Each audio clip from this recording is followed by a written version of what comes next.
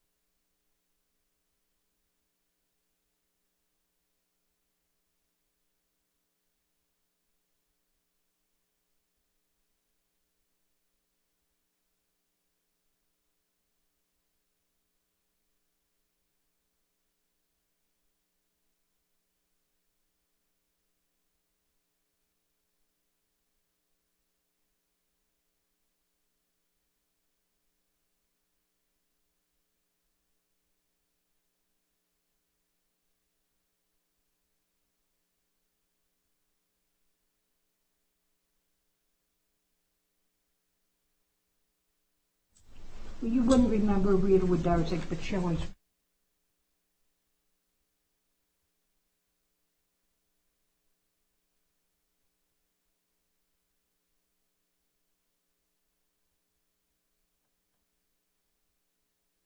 Together to order the Monday, November 15th, Winona City Council Committee of the Whole review of the 2022 operating budget. Will the clerk please call the roll? Alder Wood. Here. Alder Kerr. Here. Alder Thomas. Here. Alder Goldforth. Here. Alder Groupie. Here. Alder Moore. Here. Mayor O'Connor. Here. Our only item tonight is item C, convene in closed session under Wisconsin Statute Section 19.85, Paren 1, Paren C, considering employment, promotion, compensation, or performance evaluation data of any public employee over which the governmental body has jurisdiction or exercises responsibility. This is related to performance evaluations and salary adjustments. Is there a motion to go into closed session? So moved. Second. Will the clerk please call the roll? Alder Moore. Here. Alder Wood. Aye. Alder Kerr. Aye. Alder Thomas. Aye. Alder Goldforth. Aye. Alder Groupie. Aye. We are in closed session, and we're going in.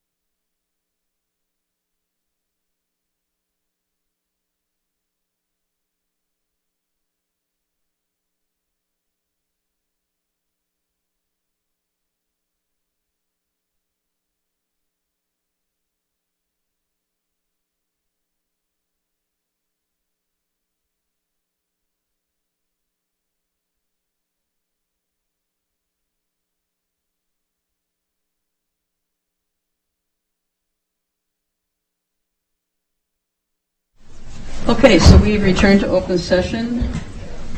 Is there a motion to adjourn from the committee of the whole? So moved. Second. All in favor, say aye. Aye. Opposed? We are adjourned. Council meeting will start in 6 minutes.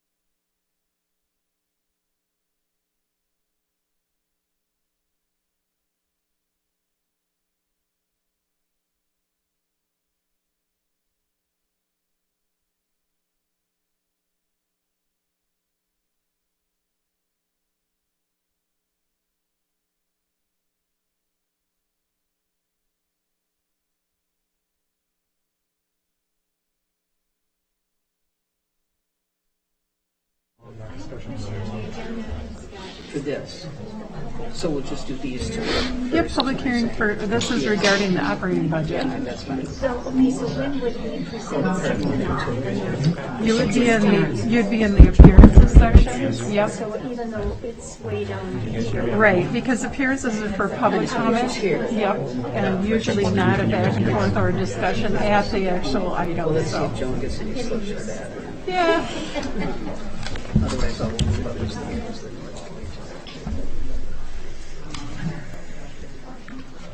Yeah, let's just do it. Okay. First.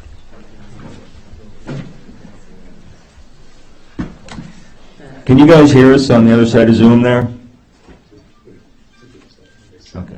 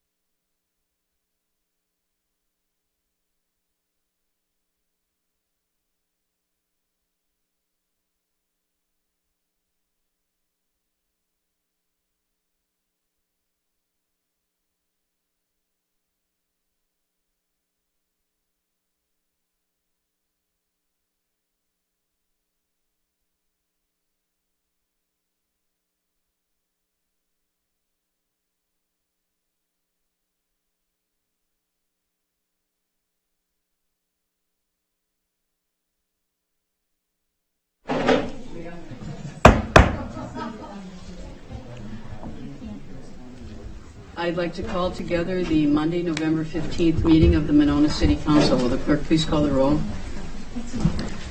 All righty. Alder Wood? Here. Alder Coor? Here. Alder Thomas? Here. Alder Goforth? Alder Groupie? Here. Alder Moore? Here. Mayor O'Connor? Here. Please stand for the Pledge of Allegiance.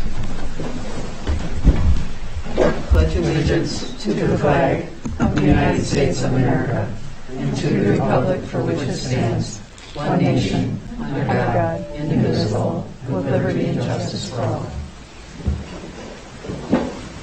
Is there a motion to approve the minutes of the October 20th, 27th, and November 1st meetings? I'll move. I'll second. Any corrections or additions? Hearing none, all in favor say aye. Aye. Opposed? Minutes are approved. Moving on to appearances, we have a couple of appearances tonight. The first one will be via Zoom. Phil DeVillers. Mr. DeVillers? Yes, can you hear me, Mayor? Yes. Great. A couple things. First of all, congratulations to Joan for her 20 years of service. I understand she'll be retiring at the end of this year, is it? 2021? Yes. Congratulations on that. I understand, and I'm very familiar with small cities and communities. I grew up in one outside of Milwaukee, and the cities work because of people like you. And I appreciate your dedication to the city and your longevity, and I'm glad the knowledge is going to continue. I understand Deputy Clerk will be filling your position? That's our hope. Okay. Well, congratulations. Thank you. Hopefully, we'll watch out of it. Couple things. I toured the fire department and the police department the other week. I know they had a couple open houses at the time that I was there with my son. No one was there. I hope people have gone and saw the virtual tour. I'm getting a little long in the tooth myself, and that building is older than I am. And I felt horrible for both the chief of police and the chief of the fire department. I have no idea how they recruit people to work in that place. It's dispiriting, and it's pulled its weight for 50-some years, and it obviously needs to be replaced. And all the city's trying to do something about it. I understand that we have site survey that's going to be done. There's $20,000 that was appropriated for that, so that's obviously the jumping off point to see what we can do and go from there. It's still going to take a number of years for that to happen. My guess is the price tag is going to be $12 to $15 million, and it's something that I would imagine there's going to be a referendum on this, and it'll get my full-hearted support because their services are integral to the survival and maintenance of this community, and it needs to happen. 50 years is long. And obviously, I hope we don't end up with something like Middleton, where they have fancy garage doors that cost them $250,000. But I also hope it's a very serviceable and useful facility for another 25 years. With that, knowing it's going to cost another $12, $15 million to build, I'm always cognizant of debt. and our city debt is gone up considerably, especially with the purchase of San Damiano for $8.6 million. I live right down the street from San Damiano, and after its purchasing, before the purchase, because that was been on my soapbox for years for them to pay taxes, which they didn't, of course. They had no taxable use. Thank God the freedom for religions people got on the case as well, after I pulled their chains a little as well. Anyway, I get down there every day. Either I drive through it on my way down Winona Drive, or I walk through it with my dog, and 90% of the time nobody's there. I ran into one burner last week, Kathy from Madison. It was nice to chat her up. She let me use her spotting scope and pointed out some really great birds on the lake. My concern, of course, is purchase price is $8.6 million, and that gets us nothing so far. Unlike the propaganda that the Friends of San Damiano are running on the radio station, there are not tens of thousands of people using that park. Overbrook has tens of thousands of people using the park. I use it twice a week at a minimum, playing volleyball and softball. Right now, it's going to cost a couple million even to make it somewhat serviceable. The building that's on it needs to be raised. It has no historical value whatsoever. If it catches fire, it's my understanding the fire department won't even set foot in the place. They're afraid that would crash down on their first responders. So the building needs to go. That's going to cost a couple $100,000 easily. The roads need to be rebuilt. There's got to be some kind of, at a minimum, bathhouse, pool house put in here. So you're talking $10 million at a minimum to turn this into some kind of park, which, at the end of the day, I don't know what facilities you guys are considering putting in there to actually get some kind of return on investment. And return, of course, I measure by using it. It's nice to have screen spaces, but we are a town of 8,000 residents, a $10 million off albatross, when you have another $15 million very critical and necessary cost coming on is alarming. Which leads me to a couple of questions. First of all, there's supposed to be a referendum on this. Mayor, why wasn't the referendum on the ballot? Mr. DeVillers, I think you know that at public appearances, we don't engage in a back and forth. So we have several other people waiting to speak. If you could wrap up your comments. Okay, well, I just want to say I'm very disappointed in the mayor for obviously pulling that off the ballot, because I know she claims there's tons of support for park. Everybody I've ever talked to about this and talked about alternative uses, that would include a vast majority that's still being maintained as green space, yet getting some portion of it put on the tax roll, knowing that we have some... Mr. DeVillers, when we do the public planning process, you're welcome to come and give us your input as to that.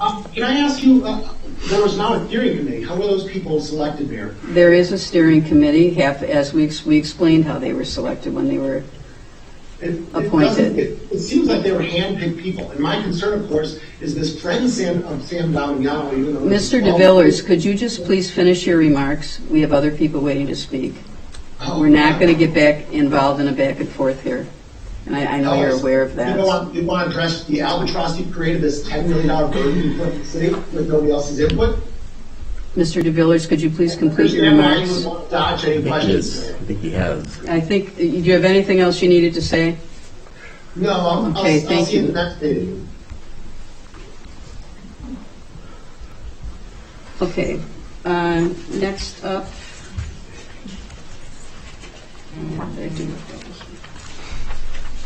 We have Ken Whitehorse.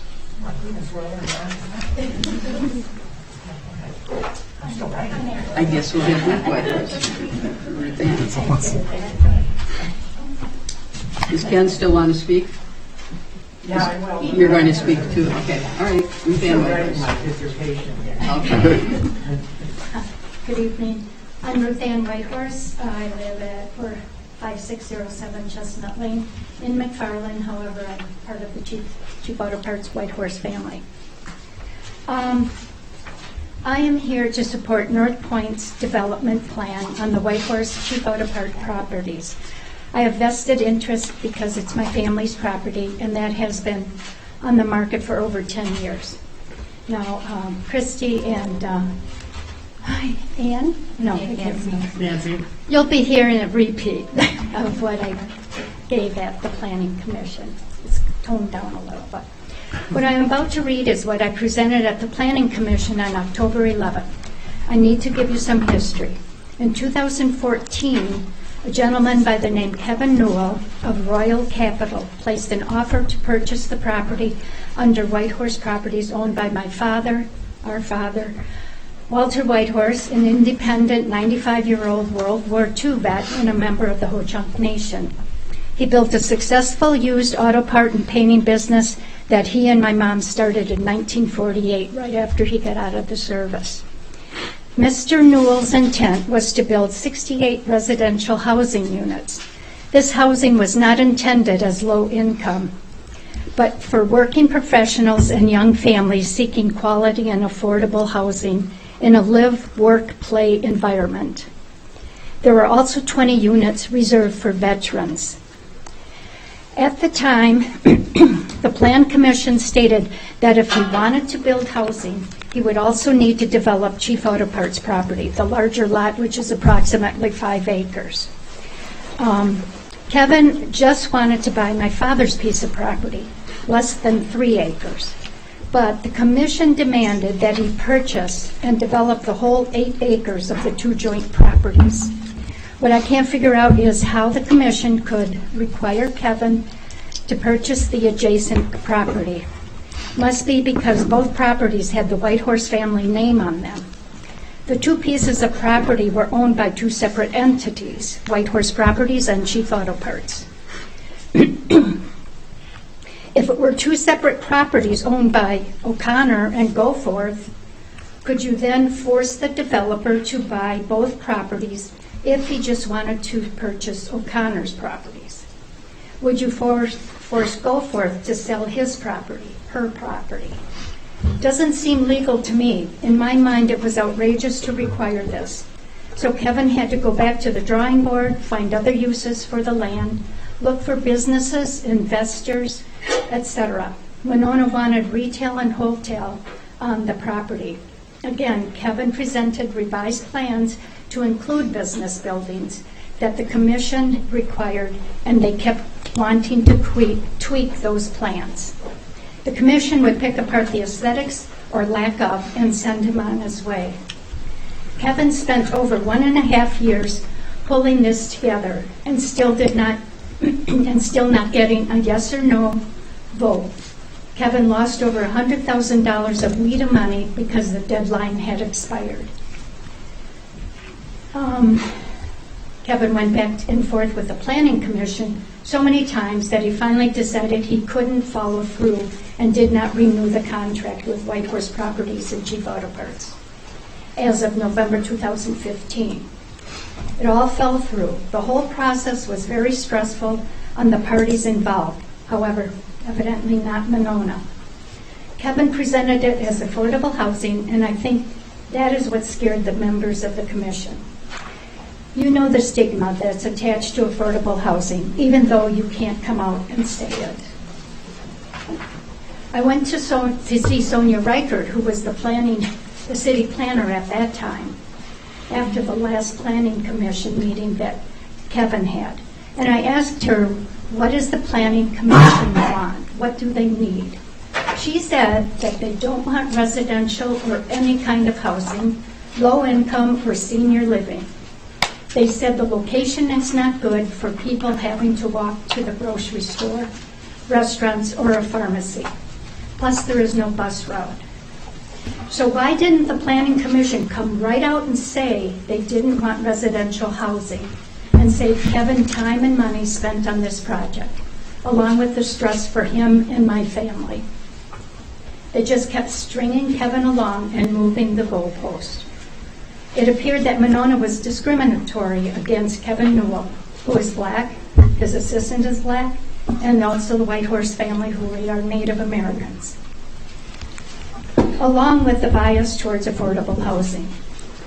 Since Chief Auto Parts opened its business in 1948, the city of Winona has never supported the business. They didn't bring their vehicles for repair or purchase auto parts or trucks for painting, or even use their towing services in wintertime, leaving a distinct impression that the city didn't even want Chief Auto Parts there. Chief Auto Parts was pretty much a first recycling center in this whole area, in the Madison. They recycled parts, they recycled cars. Instead, Winona tolerated us. My father has had to deal with discrimination his whole life because he's Native American. So there has since been the Teresa apartments developed along the Yahara River on West Broadway. One of the comments from the Planning Commission board member was that Chief Outerpart's site was too far removed from businesses. I measured out the distance from Chief Outerpart's to Pier 37 and then Teresa to Pier 37, and the distance is approximately the same, 0.7 miles.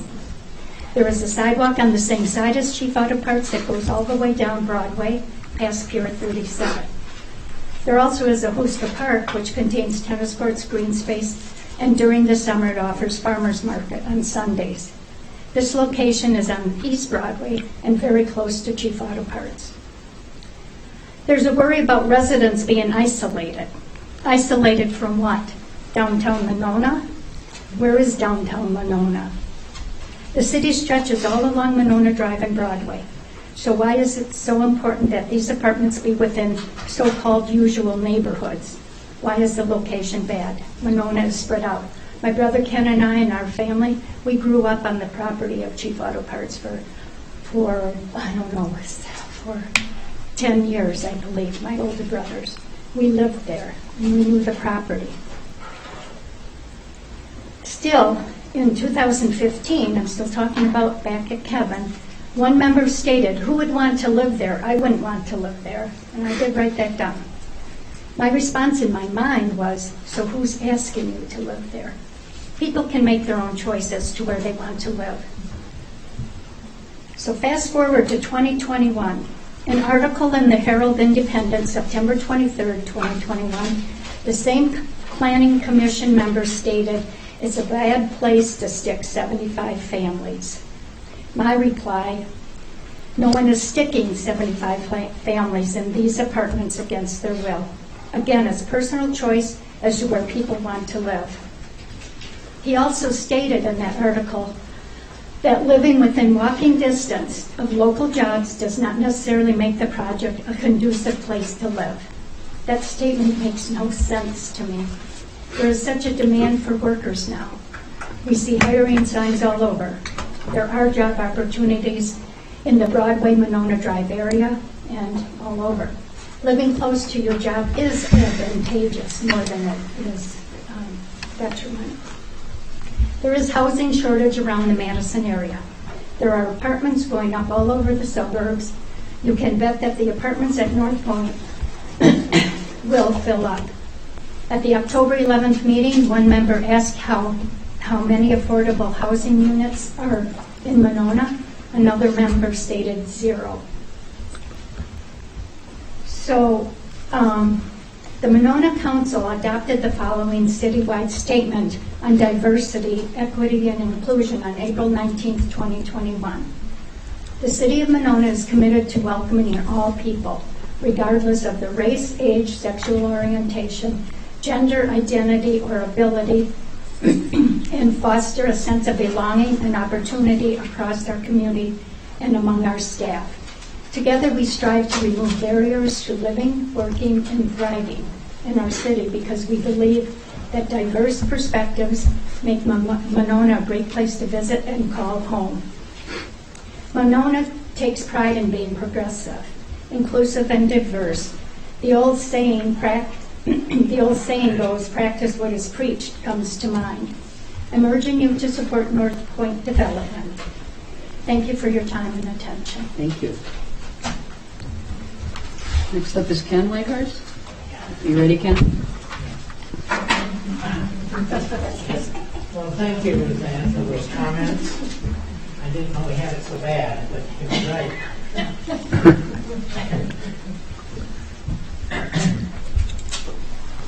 I want to thank you all for hearing me out. Ahoko, as it means greetings, my friends. My name is Ken Whitehorse. My Indian name is Weta Kutaga. It means the bear who takes care of the land. I own none of the land that we're talking about, the prospective housing unit. I only take care of the mowing and the custodian part of it, and I do that with a 1962 Ford beat-up tractor. So I'm getting pretty tired of mowing out there every 8 acres. When making decisions concerning our city, our population and leaders collect empirical data. Quantitative data may include numerical variables, the traffic, the crosswalks, how much brick, the window size, the closet size, the lighting. Qualitative data measures concepts such as values, perceptions, attitudes, preferences. The analysis of each of these data, for the most part, is manipulated and presented in such a way as to achieve a desired outcome. And that's not to say that's good or bad. It's just, as you all know, it's what you need to do to move things along. Not long ago, I was a teacher at Madison's Alternative Learning Schools. I worked in the Work-Learn program. My master's degree from UW-Madison is in continuing and adult vocational education. My students were seniors. There were many. They were young adults, 18 years old, and many of the students in the class had children of their own. The students were in the classroom for 4 hours a day, then on the job site where they were required to successfully hold steady employment. A positive employment evaluation was a requirement for graduation. The majority of my students were Black, Hmong, Latino, Americans, and American Indians. The curriculum required they study and apply thinking and decision-making skills. We investigate an abundance of qualitative information in the form of lived experience. We examined attitudes, values, perceptions, bias, stereotypes that were both good and bad.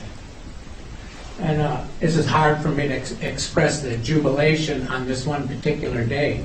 One of my students, a young woman, black woman, jumped up with joy and said to me, to the whole class, in enthusiasm, he said, well, if you ever have a car breakdown, take it to the Mexicans. They know everything. They can fix everything. And that's a beautiful, positive stereotype. And the whole class erupted in laughter because they, like the truth comes out of young people sometimes. So that's what I'm trying to express to you. But it just comes to me all the time when I'm feeling down sometimes. The beauty of some of our young people. So, the dynamics we investigated were metaphors which included sayings and concepts such as the slippery slope. There goes the neighborhood. Now that's in our time period. These younger ones don't quite get that, but they know what that means. Not in my backyard. The glass ceiling. We had to work twice as hard. We never got the benefit of the doubt. The whole idea of the bad apple spoils everything. In spite of all that, and through critical thinking, analyzing, logistics, the students weren't victims. They didn't perceive themselves as victims. They graduated and successfully held employment. They felt dignified in a job well done. Through this story, I'm advocating for a yes vote on this housing development proposal before you. City leaders, as decisions are formed, please apply a balance of qualitative and quantitative information. The summative approach and application of the data will result in conversations such as, we can't do this because of the hue of that one brick, or we need more square foot of glass, or the closet space isn't large enough, or we must save the kids there's no sidewalks. The other side of this exact balance beam of thinking in summative point of view is we must do this to prove we're benevolent. We must do this for the goodness that we're do-gooders. A summative approach is an all-or-nothing approach, and sometimes we need that if a surgeon or airplane pilot, they have to pass those exams. They can't formulate. So a formative approach of data requires us to work together for community success and prosperity. And a lot of people think prosperity is money only. Prosperity is spirit, heart, and mind.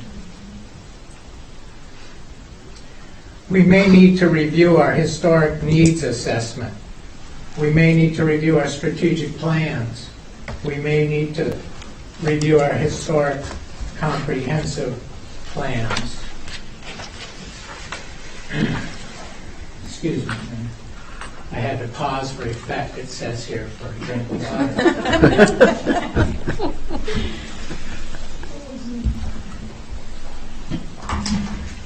You know, Ho-Chunk had its own name for the lakes, but Algonquins, when they first surveyed our area, they named it a really beautiful sounding Algonquin name, and Ho-Chunk are Siouan, and so they named it Lake Mononay.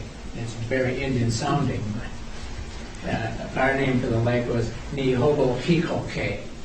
And I know what you're saying to yourself, why, that's an onomatopoeia, Kikoke.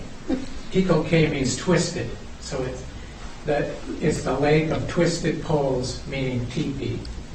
So ergo, the native language still has onomatopoeias.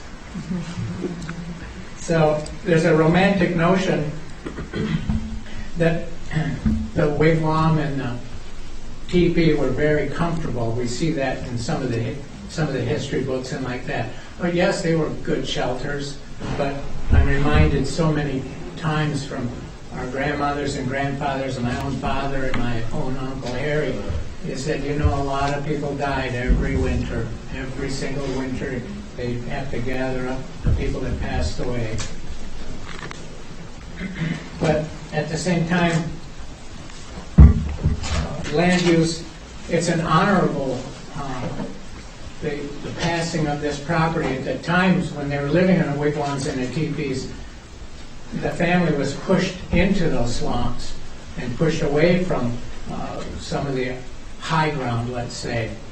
And it's not that the Indian people didn't know where the best soil is or the best forest is. The fact remains they were pushed into the areas and came back during the removal periods. Well, I talked to a lot of my relatives and the older relatives, and they really believe that this is a really honorable succession of land use, that it provide warm homes, comfortable homes, and safe homes, and something that they didn't have. And some of the names of those folks were White Wings, White Eagles, Green Crow, White Horse, and right up until my own father's uncles and some of my aunties. And so I really appreciate y'all listening to me, and I'm really advocating for a favorable vote on this housing. Thank you. Thank you. Next up, Teresa Rademacher would like to speak via Zoom. Hi, Teresa. Hi.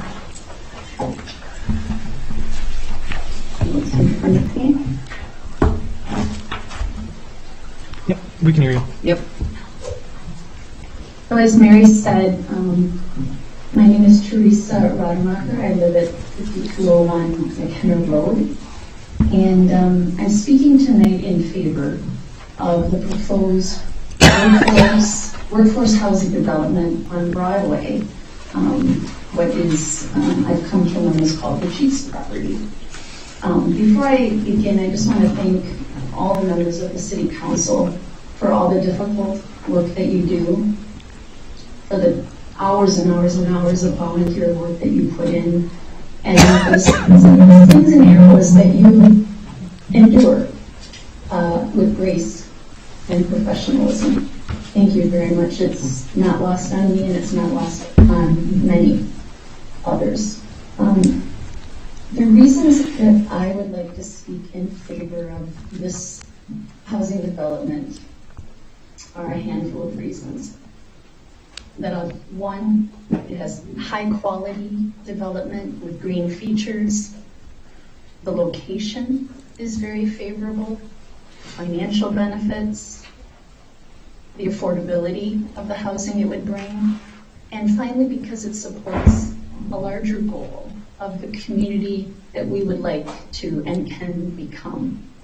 So going back to that first point, the high quality construction.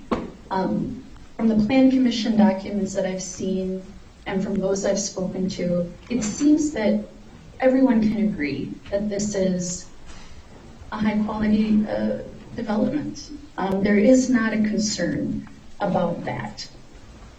Also, from what I've read in those documents, there will be incorporated a good number of green building standards, which speaks to my heart. As many of you know, it is one of my areas of interest, is environmental sustainability.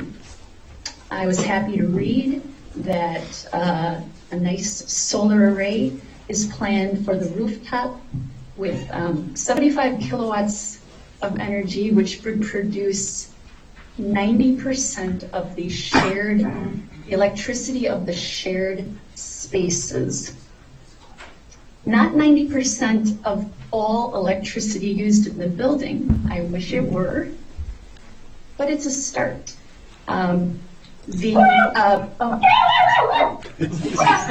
Goes Marco. I'm sorry. My daughter locked her keys out of the house. She's knocking on the door, and now my daughter. I'm just going to keep talking and let her find her keys. Okay. If this development comes about, I strongly urge decision makers to consider even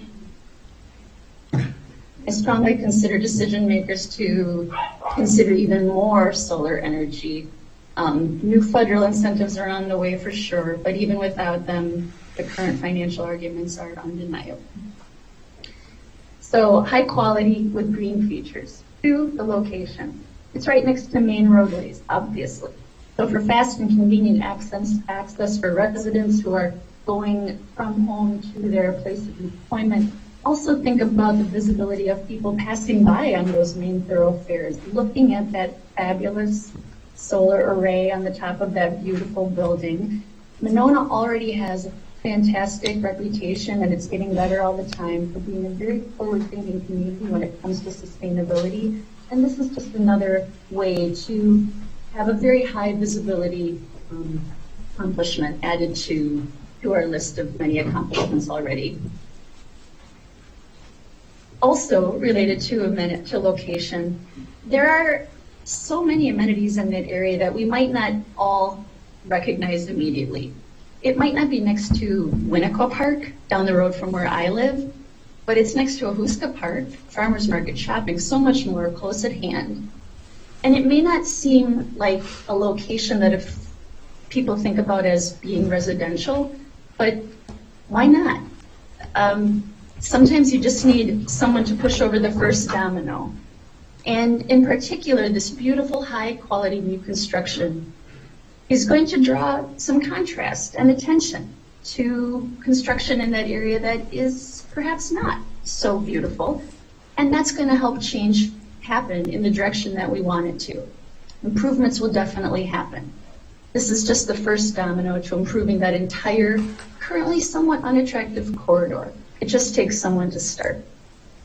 3, financial benefits. Obviously, income for the city. And I realize that large commercial developments would bring in a lot more tax revenue. I also have to ask myself, and I'm no expert on this, but it just seems to me, if that area were so desirable to commercial development, wouldn't a savvy business have snatched it up by now? When our world went into lockdown because of the pandemic, it was difficult. But we also learned a lot of valuable lessons that we are going to carry forward perhaps for a very long time, if not forever. And one change was that many businesses learned that they don't need brick and mortar locations to operate. Because of the pandemic, that's what my company discovered. And for the past almost 2 years, I've worked right here from my home. And my office building is sitting, I would say, 60% empty. It's very expensive to operate that empty building, and they're trying to think of ways to use that space. There are so many benefits to working from home. This business model, it's working, and it'll be really interesting to see if that trend will always be with us. So all of this is to say that residential, maybe not so much commercial, seems to be where construction in our world in general is needed. Next, affordability. As someone who tends to consume a lot of news, I see this headline a lot. Affordable housing, workforce housing. It seems to be what everyone is talking about. There are other options just nearby on Broadway. Those, by my definition, are not affordable. And I know that I'm somewhat stingy when it comes to spending, but even many people in my circles would not consider those other living options to be affordable. Just doing a little research, it's up to 3 times more than the mortgage I'm currently paying for on my house here on McKenna. And according to the Plan Commission docs, it might still be more than, I know it's, even this new construction would probably still cost more than what I'm paying on my mortgage, but I could afford it. I could afford to live in this new building that's going up. I could not afford to live in the other places near that location. Last on my list is that this development supports a larger goal of the community that we want to and the community we can become. Aside from various volunteer environmentally related projects that I'm involved with, I've also become more and more aware of the growing need for people like myself who were born into privilege because of the color of my skin or whatever it might be, the socioeconomic class I was born into, which very low-income farmers, if just to set their record straight. But in any case, I want to do what I can to make Winona a community where everyone who wants to come here can, where they're welcomed and our community is accessible to everyone. And I think that we are on the right track to doing that. Every learning journey involves a fall and a stumble, but we've done a good job at picking ourselves up and we're moving in the right direction. I'm thrilled to see One City Schools coming to our community very nearby this proposed development. Listening to some speakers tonight and at former Plan Commission meetings, I know that there's been some concerns raised about past behaviors and perhaps some allegations. If those are true, then this could be an opportunity for the city to correct anything that may have happened. So, in summary, let's do what we can do. Let's do all we can do to help all who want to live and enjoy our beautiful city. It seems to me that this development is the right development in the right location for the right future. Thank you. Thank you. Then, are there any other people who want to make an appearance? Okay, I have, we heard from 2 city council contact submittals, Sue Carr of Winnetka Road registering in support of the Broadway Lofts and Townhouses development, and Laura Hartog of Tony Watha Trail also writing in support of the proposed workforce development housing in Winona. So we will close the appearance section. Next up is public hearing to receive public input regarding the proposed 2022 operating budget. I don't think we have anybody who is registered to speak about that. So if there's no one here, Just kidding. you, I just thought it would be immediate if someone did want to. Okay, hearing that, since no one is here, I will close the public hearing. There's no consent agenda. Due to the fact that we have several people here wishing to explain what's happening with the Broadway Lofts and Townhomes project, we're going to take things a little bit out of order and move on to new business item 2C. Consideration of Resolution 21-11-2523, approving a general development plan, GDP, for Broadway Lofts and Townhomes at approximately 1208 East Broadway. And this is put forth by the Plan Commission. And Doug, were you going to start things off? Thank you.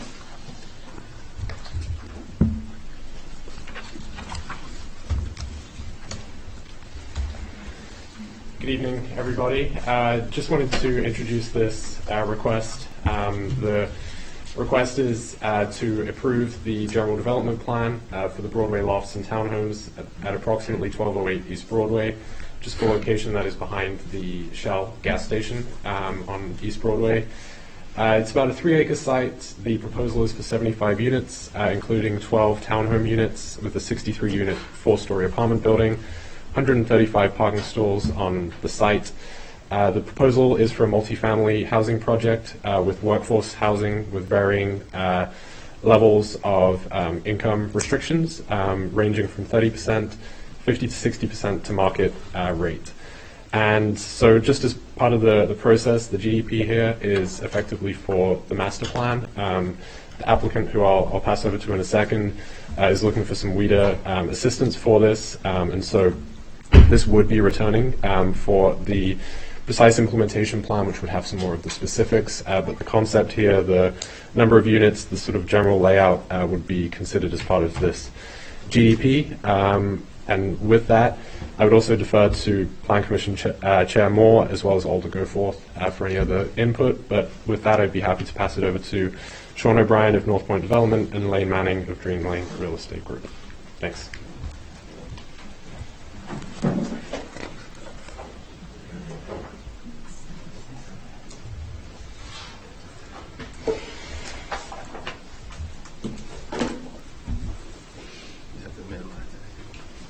What's on there? Maybe it's on there. Oh, there we go. Perfect. This camera is funny. It's just a constant view of our chins. Right. It's for the people at home. They get to. There you go. Alders, thank you. First, nice to meet you guys. I was thinking about it when I was coming up here. I think I talked to Brian in February-ish about a site in Winona to potentially put an affordable housing development on. And I think June, July is when we talked about this particular site. I remember his words, bring me a proposal, man. Bring me a proposal. So getting here to this body is a victory in itself, right? I'm very proud. So I'm really happy to be in front of you guys. In the interest of time, we're going to try to go through our presentation relatively quickly. We'll have a time for questions at the end. We know you guys got a lot of decisions and discussions to make. It's going to be a longer meeting.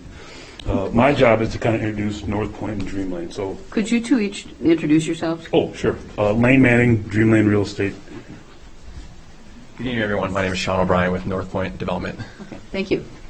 And North Point Development was created in 2010 with the specific goal of addressing affordable housing in our state of Wisconsin. Bullet point number 3 is my favorite here. The company's mission is to provide sustainable housing for communities in a collaborative, honest, and transparent manner. And I think Christy and Nancy and Doug can kind of confirm that's how we do business. That's how we initially talked about the site and getting to this point.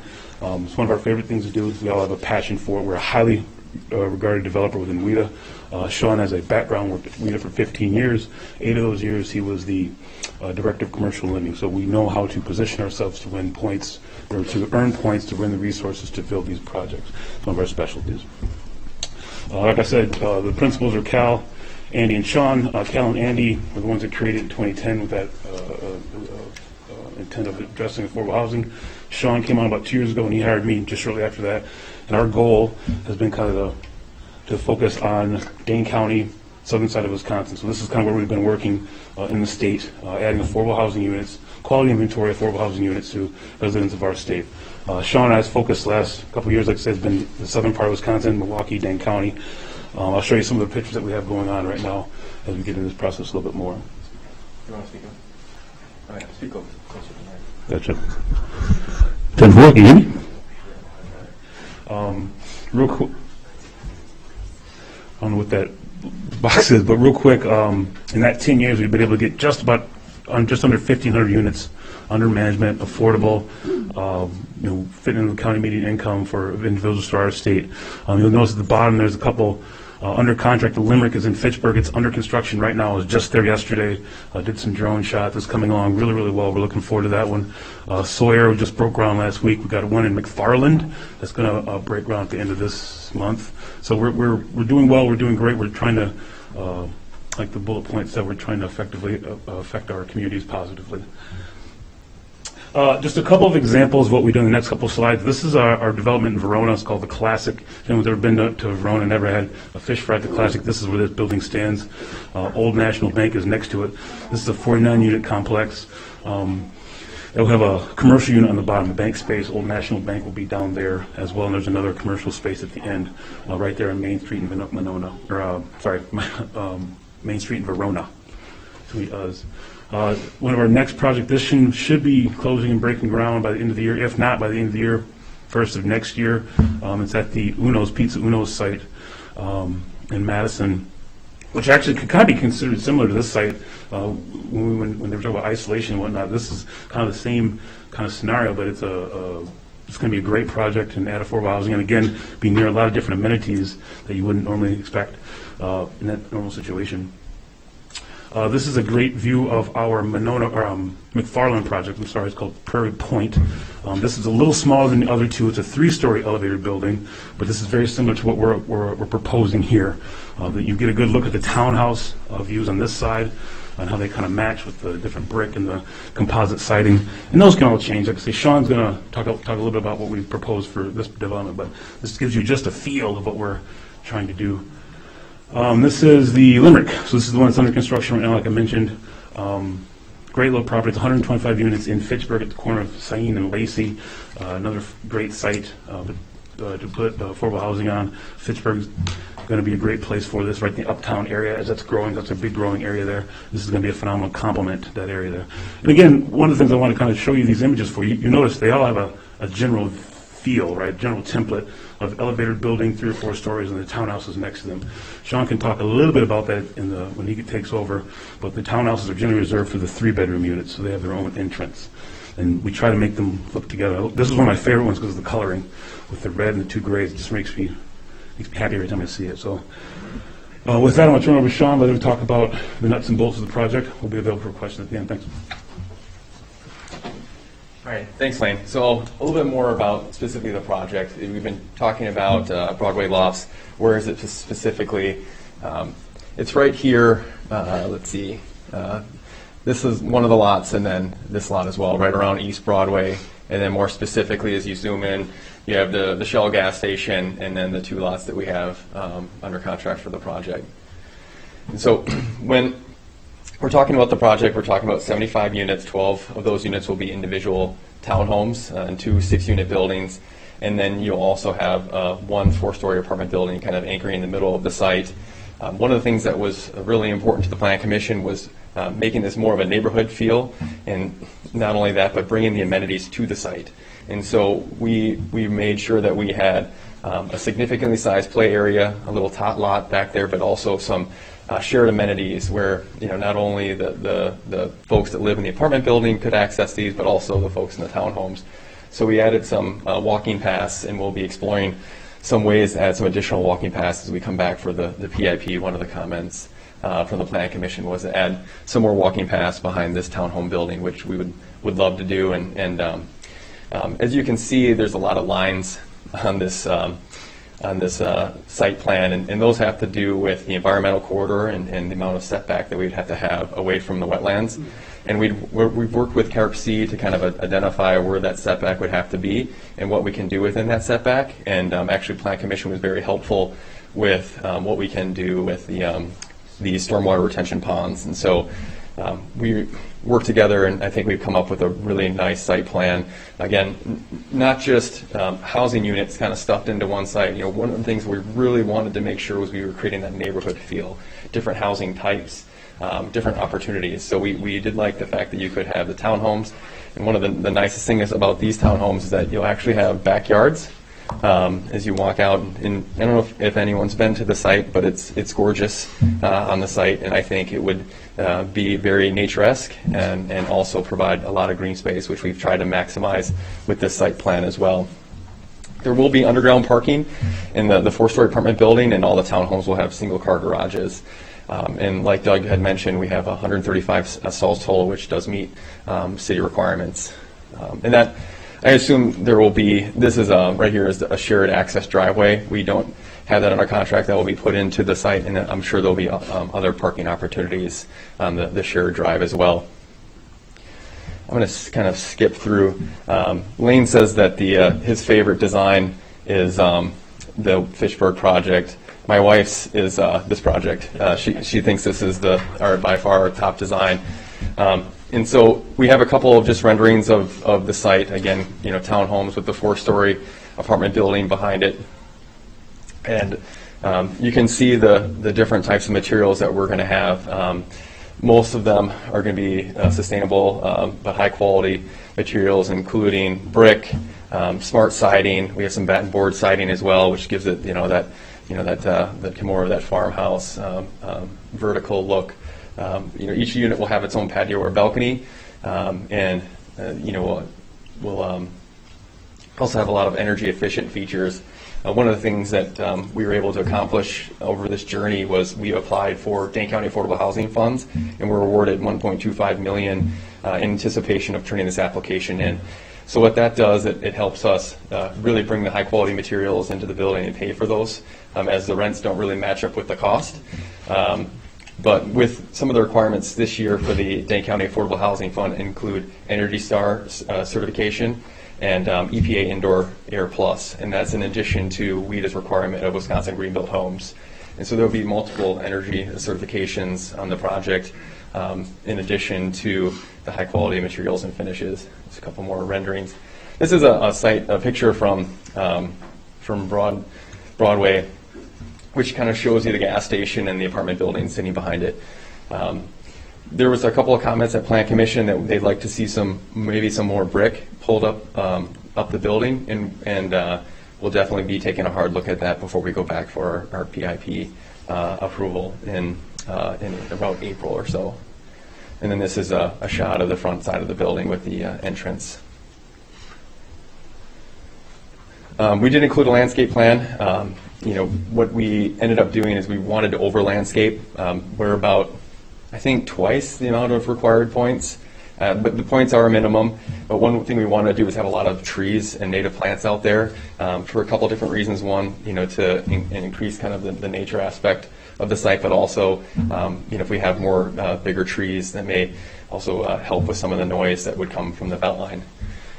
We did take the measurement from the beltline to this southern townhome, and it is the same distance to the Trista. So I was a little bit more, I guess I was pretty happy to see that this building itself would be a decent amount away from the beltline. Let's see, any specifics that we haven't covered. We have the whole, one of the things that was talked about was, kind of the trade-off. The site was zoned for community development district, which does allow for residential uses, but the future land use map did call for this to be commercial. And so that was one of the topics that we had discussed.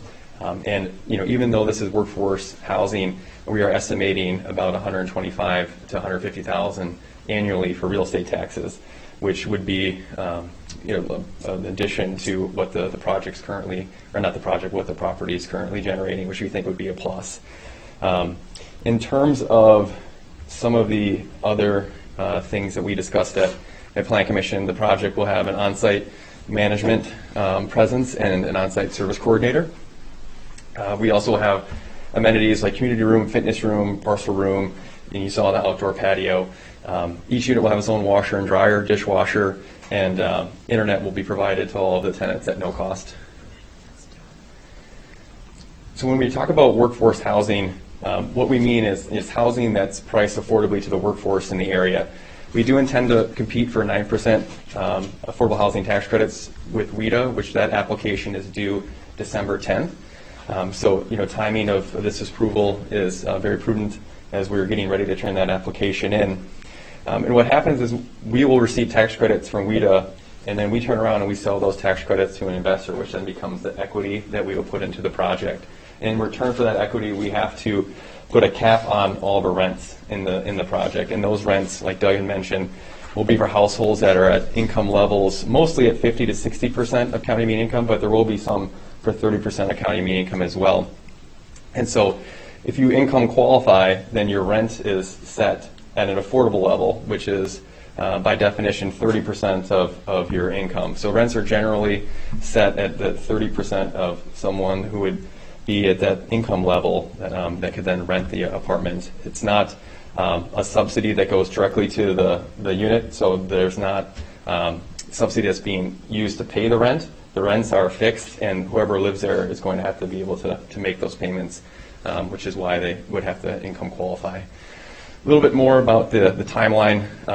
Again, we're applying in December. We hope that WIDA will announce in April, and then we would be back around that same time for PIP approval, and hopefully start then construction by the end of next year. With about a 12 to 14 month construction period, we'd be occupying the building in late 2023. Really quickly, I know Lane did a lot of research, and I'll just cover this real quickly, Lane. And one of the things we really like about this site, we will be the first in as far as housing. It's a mostly commercial area. There's a lot of residential development going on in the entire county in these types of areas. Odana Road redevelopment plan calls for a lot of housing to go into a non-traditional housing area. There's an example here I'll show you in a second. But this site is such a close proximity to hundreds, thousands of jobs that people could walk to. If you work at Menards or work at Denny's or work a part-time job, at Red Robin, you can walk to all of these places within 14 minutes. You can get to the corner of Winona Drive and Broadway. And so I know Lane did a nice video where he walked all the way down there. Well, if anybody wants to see that, you can email us and we'll send it to you. It is actually pretty funny because he speeds up his walking shoes. And people have mentioned, again, all of the amenities that are around this site. Very amenity-rich site for housing, in my opinion, and very transportation-friendly. You can access the Beltline, you can access the interstate, you can get anywhere in Dane County in probably 20 minutes or less.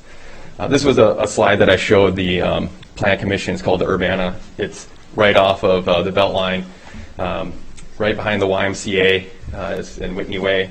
But it's, again, an example of how more commercial spaces are transforming into residential, and this is a very high-end market rate project that's been just recently opened and is already very successful. To the left on this slide, you'll see kind of our rent breakdowns and the income levels, and a couple of the questions that we had at Plan Commission is based on, well, will people want to live here? And I think the answer to that is yes. My background is 15 years in housing policy, working at WIDA and setting the tax credit policy for the entire state of Wisconsin. We have funded, when I was at WIDA, many projects that are up and down the Beltline. In fact, of those, the Royal, which is, I think, technically Madison, Artisan Village, on Novation Campus, and Taylor Place Apartments, which is very new at the Babes restaurant, they're all open the last couple of years and they're all 100% full. And so people are, choosing to live in areas of transportation access, and this site I think would do very well. Overall, the Dane County market is exploding. There is a strong need for housing overall, especially in affordable space. Right now, it's about a 3% or less vacancy in all the affordable housing in Dane County. It's very hard to find an affordable apartment through this program right now, and so I think it would be a very well accepted project. And so that, I'll open it up for questions, and we really do appreciate your consideration of our project. Questions, anyone? Alder Groupie. I am depressed, and between this and the news that Chipotle is coming to Winona, spoiler alert, we're going to talk about it later,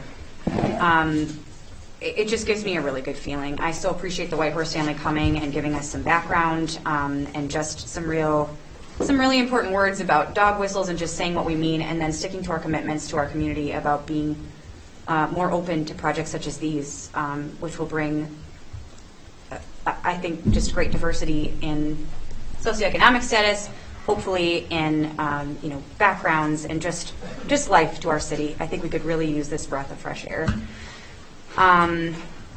That being said, I just have one question with regard to the stormwater retention ponds. I have a friend whose family member was a young boy who drowned in a stormwater retention pond, and she brought some local legislation into her community about making sure that these ponds are, encircled by a fence or some sort of barrier to ensure some sign, something, so that people, especially if young families are going to be living here, just making sure that we are conscientious about hazards such as those for children.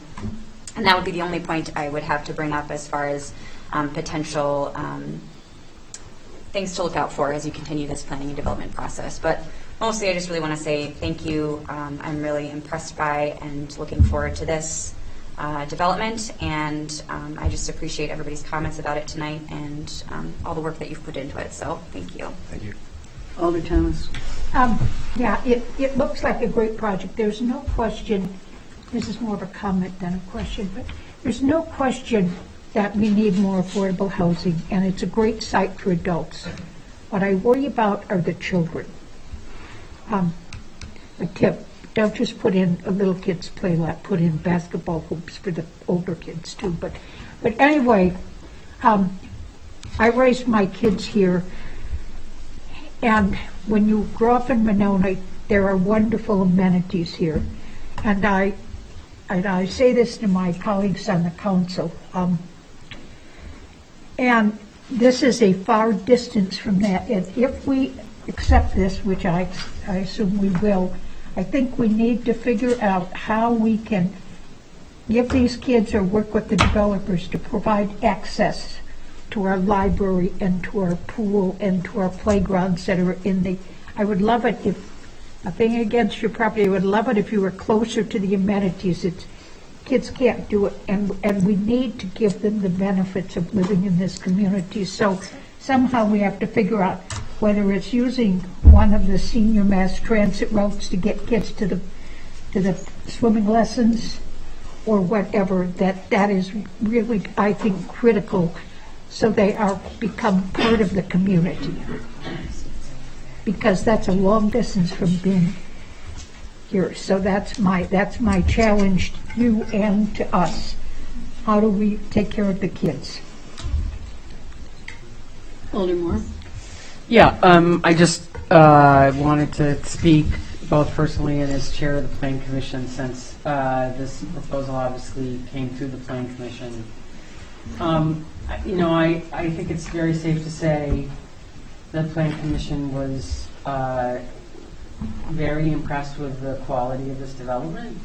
We think, as was said, the developer took great pains to create a real neighborhood feel with townhomes and the apartment building, with amenities, really high quality amenities, sustainable features. North Point has a very strong track record, as they also articulated in the presentation tonight. There's no doubt that they'll receive very high marks from WIDA because of its location.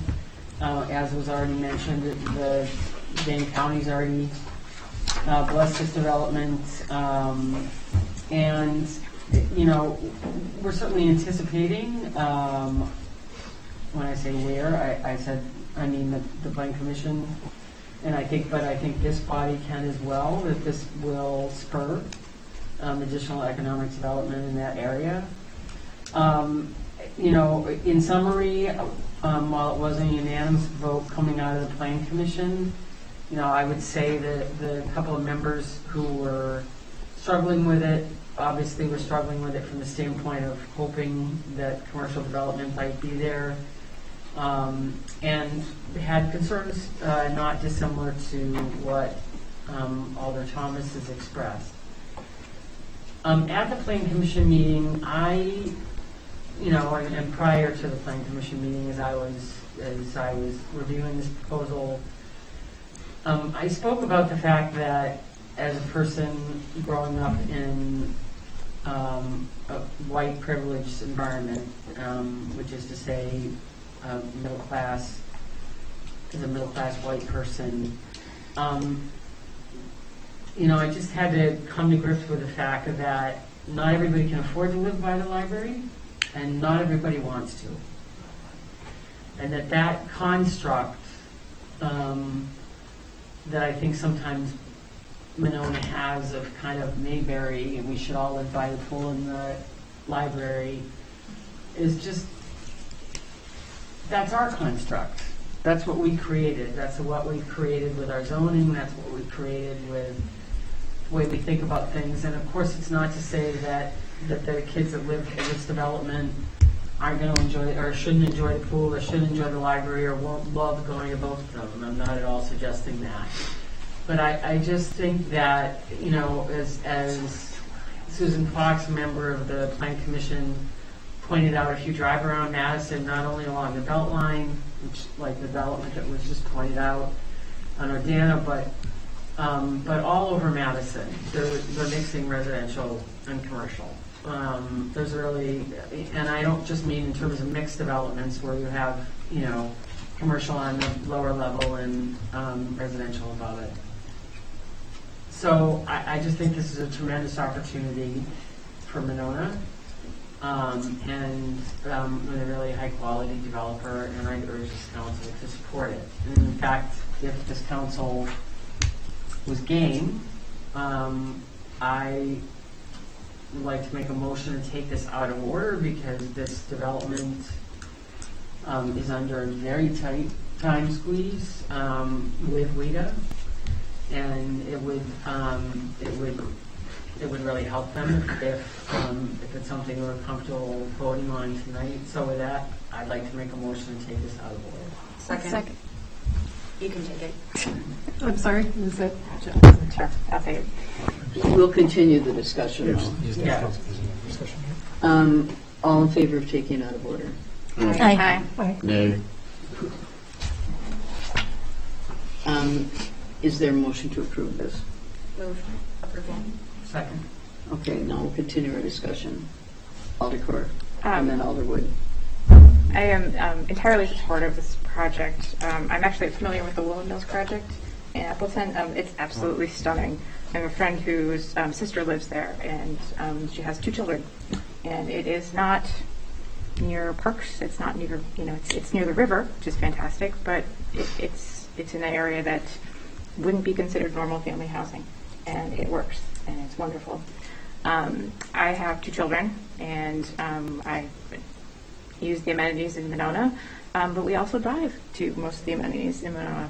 I don't let my kids ride their bikes. I don't let them walk to the library because it's just too far. So whether you're in town or further down on Broadway, frankly, I think I'd probably let them walk to Huska from your development more so than I would in my neighborhood. I also wanted to say that I'm very sorry that this was your experience with the city of Winona. I hope that a positive vote on this project would be some gesture of reparations for your experience. So, my apologies. Alder Wood. Yeah, I have a couple questions. And I'll come back to that in a second. I guess I voted against the motion to take it out of order because I didn't come here tonight planning to take a vote on this, and I just don't feel, I feel like I need more time. But, so, from what I've heard, I think it looks like a great development. I think we do actually have, quote, like we have housing that's available at rents that are considered affordable in Winona, but they're all really old. Like, I don't know when the last time there's been any new affordable housing built here. And I understand the concerns about the location, but as Alder Kerr pointed out, if you live in the southern part of the city, you're far enough away, you're not going to walk, for the most part, from there or from Underdog Oaks, Shadow Lane area, similar. I did have two questions. You referenced an April 2022 WIDA award.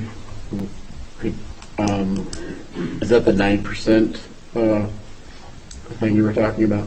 Yes, so we'll be applying in December, and it takes them a few months to review the applications, and then in April they typically announce the winners, which is, if we win, then we'd be able to move the project forward.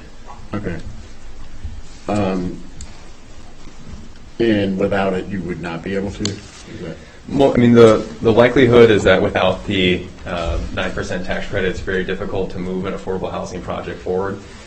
It is possible. We're doing that in Verona, where we weren't successful in getting the 9% credits last year, but with significant investment with the city and then the county and other resources, we're able to move that project forward even without the 9%. Exactly the same affordability levels, but it took a lot more resources from other parties. So it's the 9% competition at WIDA is the most lucrative and powerful affordable housing tool in the country, and so that's why it's so competitive and why it's oversubscribed annually. But we would find out about that in April. Okay. And then you're not, at this point, you're not planning to make a TIF request? We've had this discussion a few times with both Brian and Doug, and so when we look at requesting financial resources from a municipality, we like to show a need. And our project isn't going to start construction until the end of next year. And it's also possible that it could start the spring of 2023. And anyone who's in the construction industry will tell you, don't ask me what construction costs are going to be next month, because I don't know. And so when you talk about, well, we're not going to start construction for a good chunk of time, maybe even 10 to 12 months from now, I don't know what those resource needs would be. And there's also other things besides the Dane County Affordable Housing Fund that we can go after. So at this point, we haven't brought a discussion of a TIF and making a formal ask. We do realize it's in a TIF district, and that option may be there for a discussion down the road. But we'd like to reserve the right of coming back at a later date if we are successful with WIDA. We'd have and then get our construction numbers put together and just see if there's that need there before we ask the city to participate. Yeah. Okay. Good. Thank you. Yeah, you're very welcome. Anyone else? Alder, go for it. Yeah, thanks. At first, I just want to start with acknowledging Alder Moore and thanking her for making the motion to approve tonight, because I know your timeline is really tight. I think I saw you've got to have your approvals or your application ready by December 1st, so understand the need for that. We all know Dane County is facing an affordable housing crisis. I mean, we are there. This is not unique to Winona. This is every community in Dane County is struggling, and I think I just saw the Madison area just came out as one of the highest priced rent markets in the country. So yeah, we're in a tough spot. This location is beautiful. I have been down there several times. I've walked that property. It's gorgeous. It's got water access. It's full of bird life. The Beltline is there, but it actually, for me, it becomes like I don't even notice it because I noticed all the other beautiful factors, the wetland area, the access to the water, the kind of the tunnel under the bridge where you could put a fishing boat in. It made me envision children out there fishing, and kind of having a childhood a little bit like mine. So I thought that was really great. It's just got great access to transportation, jobs, parks. Someone mentioned the farmers market, the dog park, Edna Taylor, Eldo Leopold, all right there, and the public school within walking distance as well with One City School right there. We really have to diversify our housing stock. That's and this site, I think, this is a perfect opportunity. We haven't seen a lot of people coming forward for this property, and so I think we should really jump on this opportunity. We know the commercial market has totally shifted, and as we see vacancies everywhere. And so I think, shifting to a more residential and building a neighborhood there, we're into infill development. That's what we are in Winona, and this is just the perfect opportunity for it. Lastly, we've put in 459 market rate apartments in Winona since 2010, and we've put in 0 affordable apartments in that time frame. And I know I had a discussion with one person on the Plan Commission who did not vote in favor of this because he felt that Winona has adequate affordable housing or apartments. But the problem there is that those are, as Alderwood said, old buildings, and they're not necessarily providing people with a dignified living experience.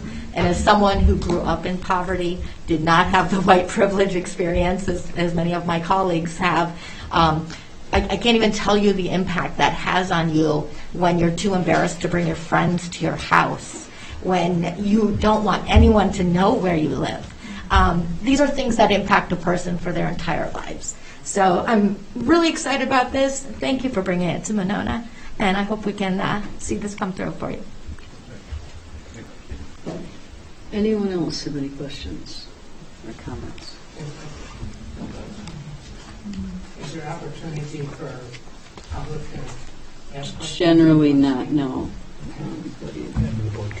I guess if you'd like to ask a question. Excuse me? If you'd like to ask a question, go ahead. I really appreciate folks talking about the beauty of that land, and I would like to see more pictures of it to promote it to the public. And I love the part about white privilege and like that. But, we had Indian privilege. We ran through them cattails and we ran through them swamps. And we had a lot of fun playing those things. And if you've ever had a cattail war where you hit each other and everything's a blast. So, and then an important thing about those stormwater retention ponds, back when interstate, or I should say the belt line down there was from my father, mother, and grandpa, we lost, I think, almost 20 acres. They condemned it to preserve that wetland, and then they took other land of ours and made a wetland out of it, and that was the mitigation which allowed that belt line to go through. And at that time, the DNR and the Wisconsin DOT got together and approved the retention ponds, which is that river to the west, the way it comes around the south, and the way the viaduct comes, the water comes from the lake through the viaduct, and then it flows over there to that, on the picture it showed that wetland pond. Those were the designated retention ponds and river for the entire property. Well, since that time, things have changed a little bit, and now each property has to have its retention pond. I would, if that has to be the way it is with this proposal, I would hope that those retention ponds get limited to the smallest amount possible, because it already is being taken care of, most of that runoff. Also, that retention pond takes care of much of the water that comes from Menards. It takes care of much of the water that comes off the Beltline presently. It comes right underneath the house at 1220 and 1208 and into that river. And so I think that I've taken enough of your time. Thank you. Thank you. Thank you. Anyone else from the council? Okay, if there aren't any more questions, we have a motion on the floor. All in favor say aye. Aye. Opposed? I'm going to abstain. All right, motion passes. Thank you very much. Thank you. Okay, we are going to move back to our regular order here, back to unfinished business. Item 1A, consideration of Resolution 21-11-2518, adopting the 2022 operating budget and establishing a tax levy. So is there a motion to approve this? I'll move approval. I'll second. Okay, thank you. Who was the second, I'm sorry? Jen. Jen, thank you, Jen. Okay, I think we have two amendments, and I think there will be a third one. Let's see.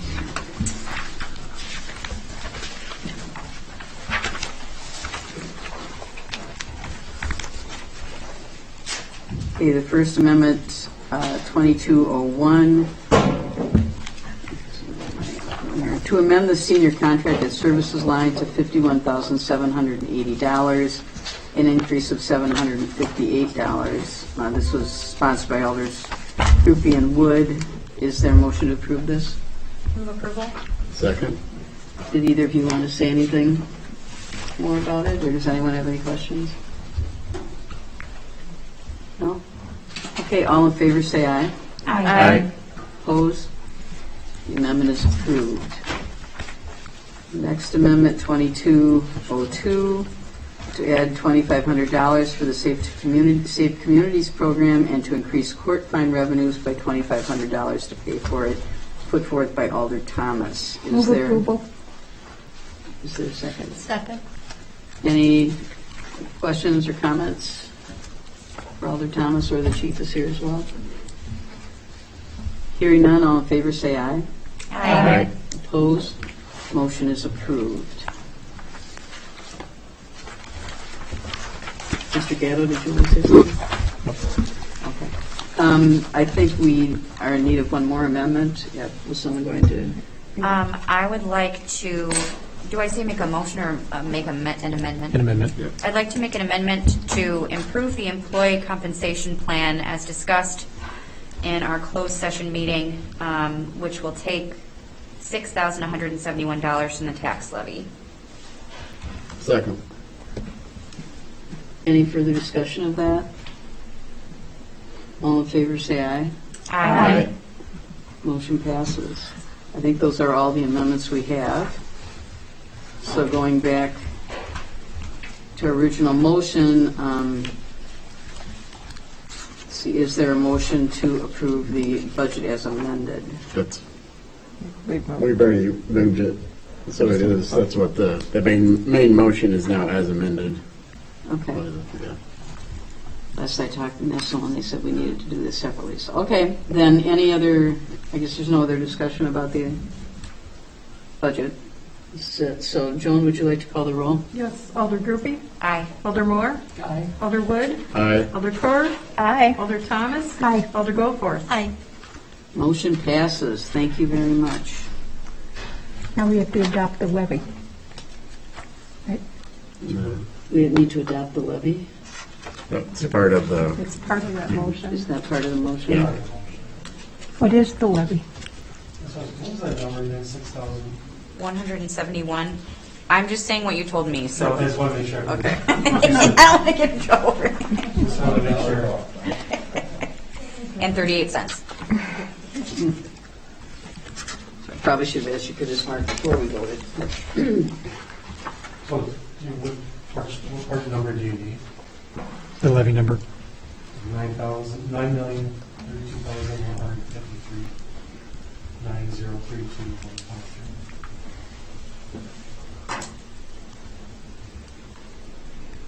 And we also need the tax rate per thousand. 6.583092.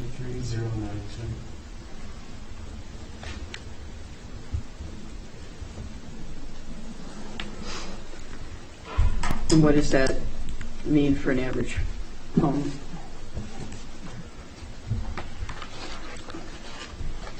$218 for an average home. Their increase for the average home? I'm sorry, I didn't hear what you said. Yes, 218. 218, okay. And the average home is what, 380? 387,300.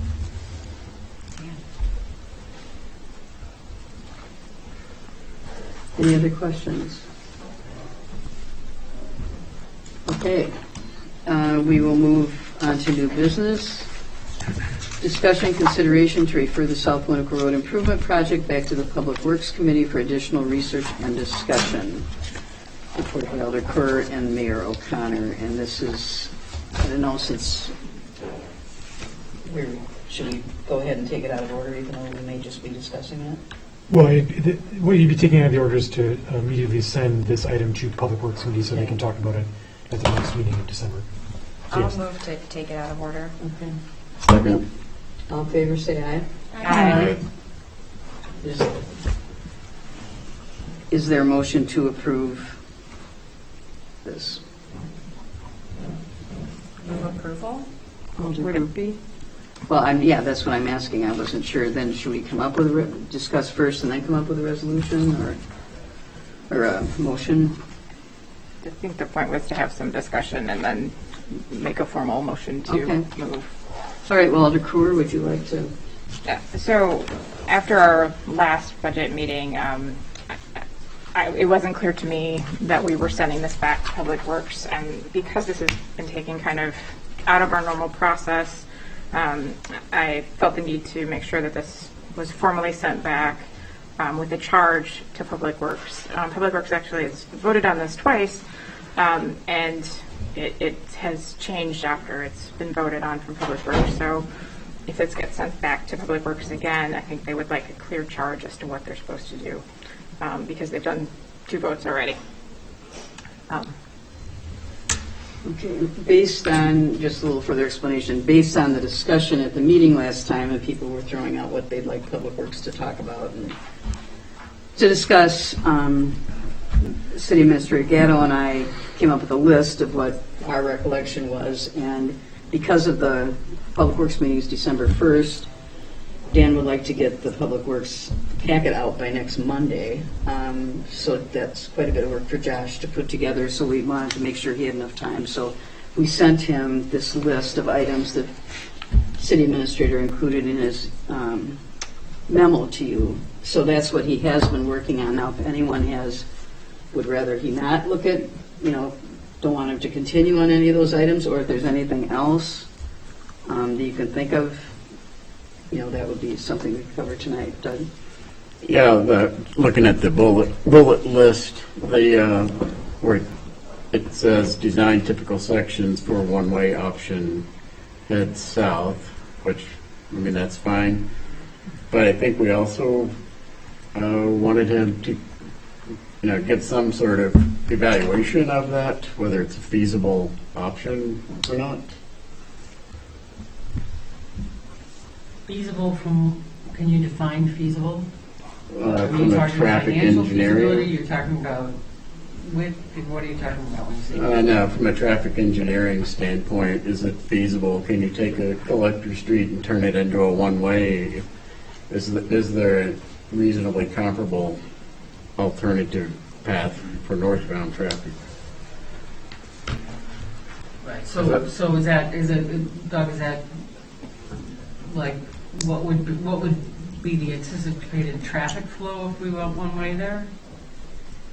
How would northbound traffic, which can now use that street, how would it get to, is it a reasonable or feasible from an engineering standpoint, or is there a reasonably comparable alternative for that northbound traffic to take?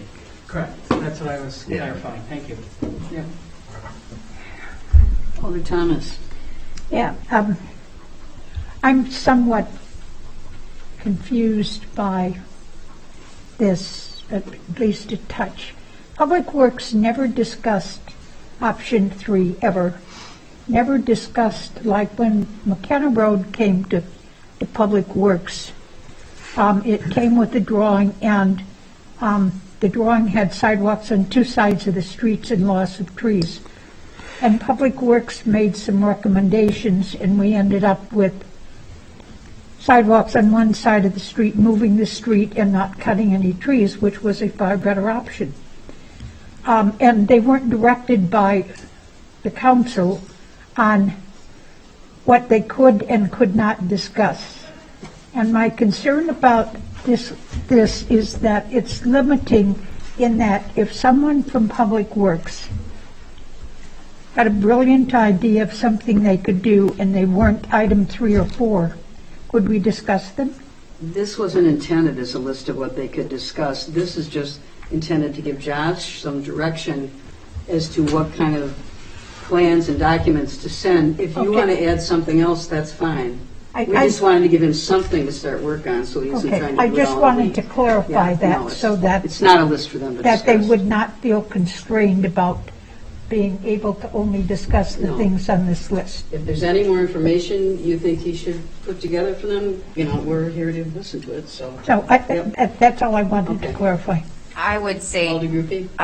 Elder Thomas, I believe the only constraint in theory would be that they need to be actively looking for a relocation of pedestrians off of the roadway, which was an explicit recommendation that we made when we provided the financial backing for the project. So I think that would be the only thing that needs to be a necessary part of that conversation. Thank you. Anyone else? Alder Moore? Yeah, I would just concur with that, what Alder Grupe just said, and also say that certainly when we were discussing it and passing the budget, it was certainly my intention that it would go back to public safety. I know that public safety is already had Public Works has already had a couple of votes. But it was really, in my view, also an issue of going back to regular order and regular process, which in this case wasn't followed. So I would encourage us to have it go back to them for the deliberations once Josh comes up with his stuff. Anyone else? Anyone else want to add anything else to this list for Josh to prepare for the meeting? Okay, well then all in favor, I guess we need a motion now then, right? Because we don't. Move to approve this to be sent back to Public Works. We did have a motion, Mayor. I thought we Take it decided out. to wait Take for it out. motion. Take it out of order and then approve. There has not been a second motion to Okay. actually approve it. No, thought there was. I said it, but then that was. There was not a it second. inappropriate. There was not a Oh, second. okay, okay, got it. So, Brian, did you want to add something? so on page 20 of your packet, there's a recommended motion language, Oh, right. and you can modify that as the council deems fit. So what I'm suggesting as a starting point would be a motion to refer the South Winnequa Road Improvement Project back to the Public Works Committee for additional research, discussion, and recommendation. You could probably strike with the following items to consider and maybe add instead in recommendation of options on pertain to relocating pedestrians off the roadway.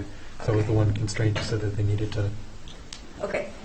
I would like to make a motion to refer the South Winnequa Road Improvement Project back to the Public Works Committee for additional research, discussion, and recommendation as it pertains to specific design and engineering options related to relocating pedestrians off the roadway. Is there a second? I'll second. Any further discussion? Hearing none, all in favor say aye. Aye. Aye. Opposed? Motion passes. Thank you. Item 2B, consideration of ordinance 11-21-745, amending parking restrictions on Shore Acres Road, put forth by the Public Works Committee. And who's going to speak about this? I'll just do a real quick brief intro and then turn things over to Alder Core. Dan could not be with us tonight, so he asked me just to step in. You'll recall that the council previously adopted some parking restrictions on Shore Acres Road.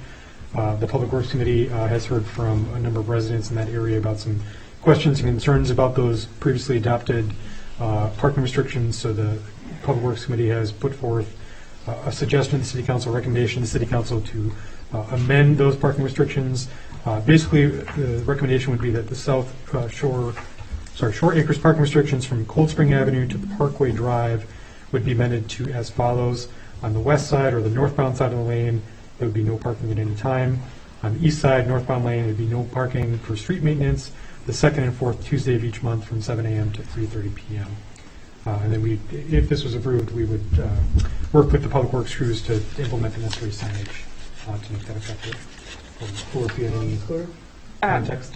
Yeah, so we were approached by several of the community, the residents in this area after this parking change was implemented with concerns about the fact that there was alternate side parking and that it was confusing, and there were issues with students parking on both sides of the road and a general dislike of this change.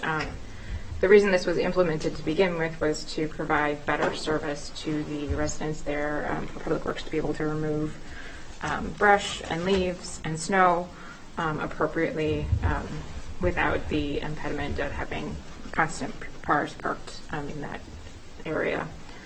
So this change addresses that need for Public Works to be able to provide adequate services, and then also is responsive to the community's needs. Any questions, anyone?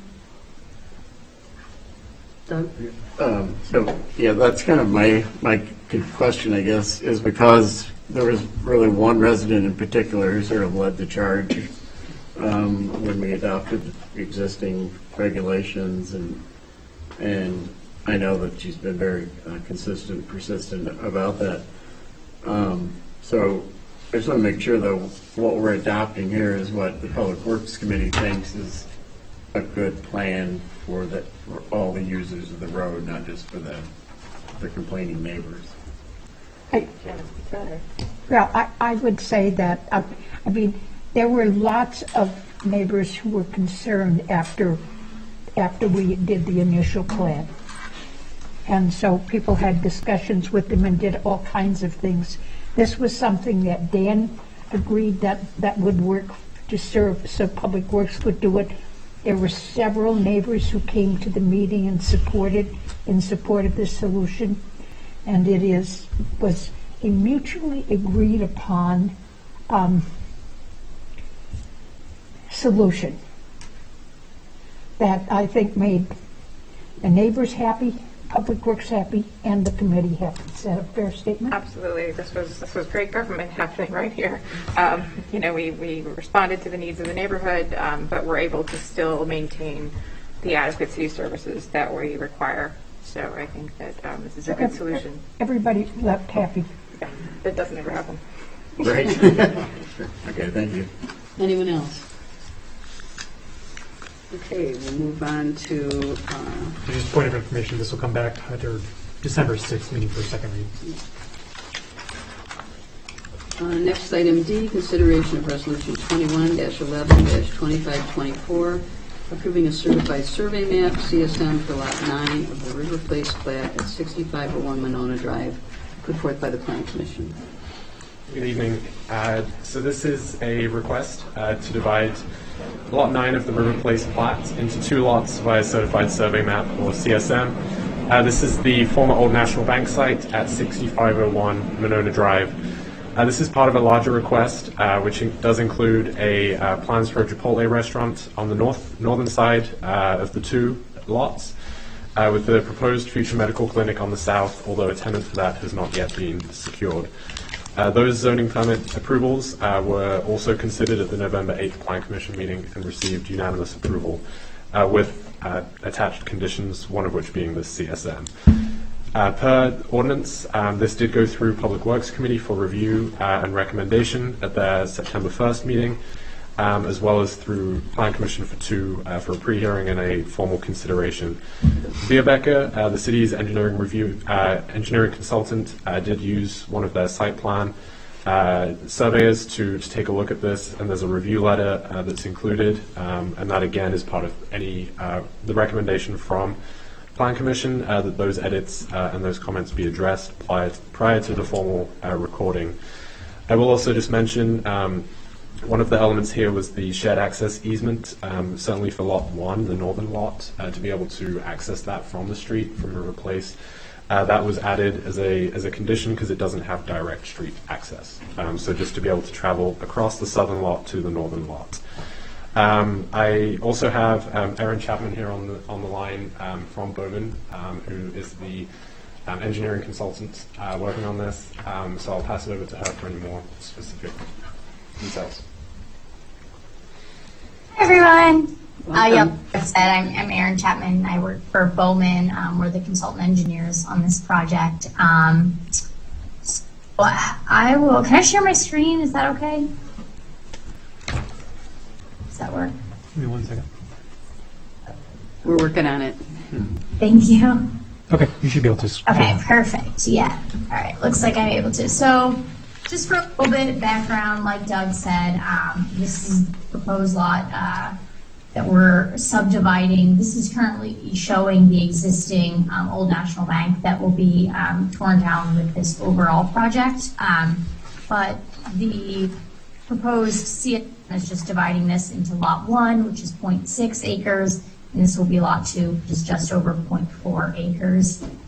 So just for a little bit of background, so you guys kind of know what the end goal is, here is our proposed site plan.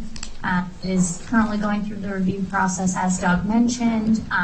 This northern Lot 1 will be a Chipotle that is confirmed. They are the end user.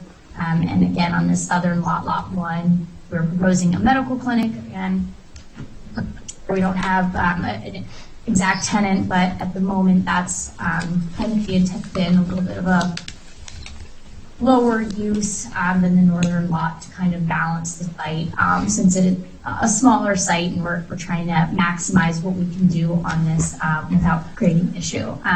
So as Doug said, we will be adding a shared access easement to provide access to Lot 1 from River Place here that's currently existing. We'll be utilizing kind of the existing site circulation as it pertains to River Place and how you access the site. And then a shared access easement, again, that would be running between the two lots, Lot 1 and Lot 2. And I believe we'll also be working on some sort of drainage access agreement, since the overall plan is to have all the stormwater drain into a detention basin here underneath Lot 2's parking area. I think that's kind of the general idea. Both lots individually are meeting the parking requirements and everything. So we should be able to meet all of the requirements and address all of the engineering comments administratively, and the CSM does work, I guess is the best way to put it. So if you guys have any questions? Alder Court? And then Alder Thomas. Question for Doug, maybe. So when this came to Plan Commission, when this came to Public Works, there were concerns raised about traffic flow and access to Winona Drive. Yes. That it's only a right turn, and that if you go that way, you're going on the Beltline whether you like it or not. Was there signage required?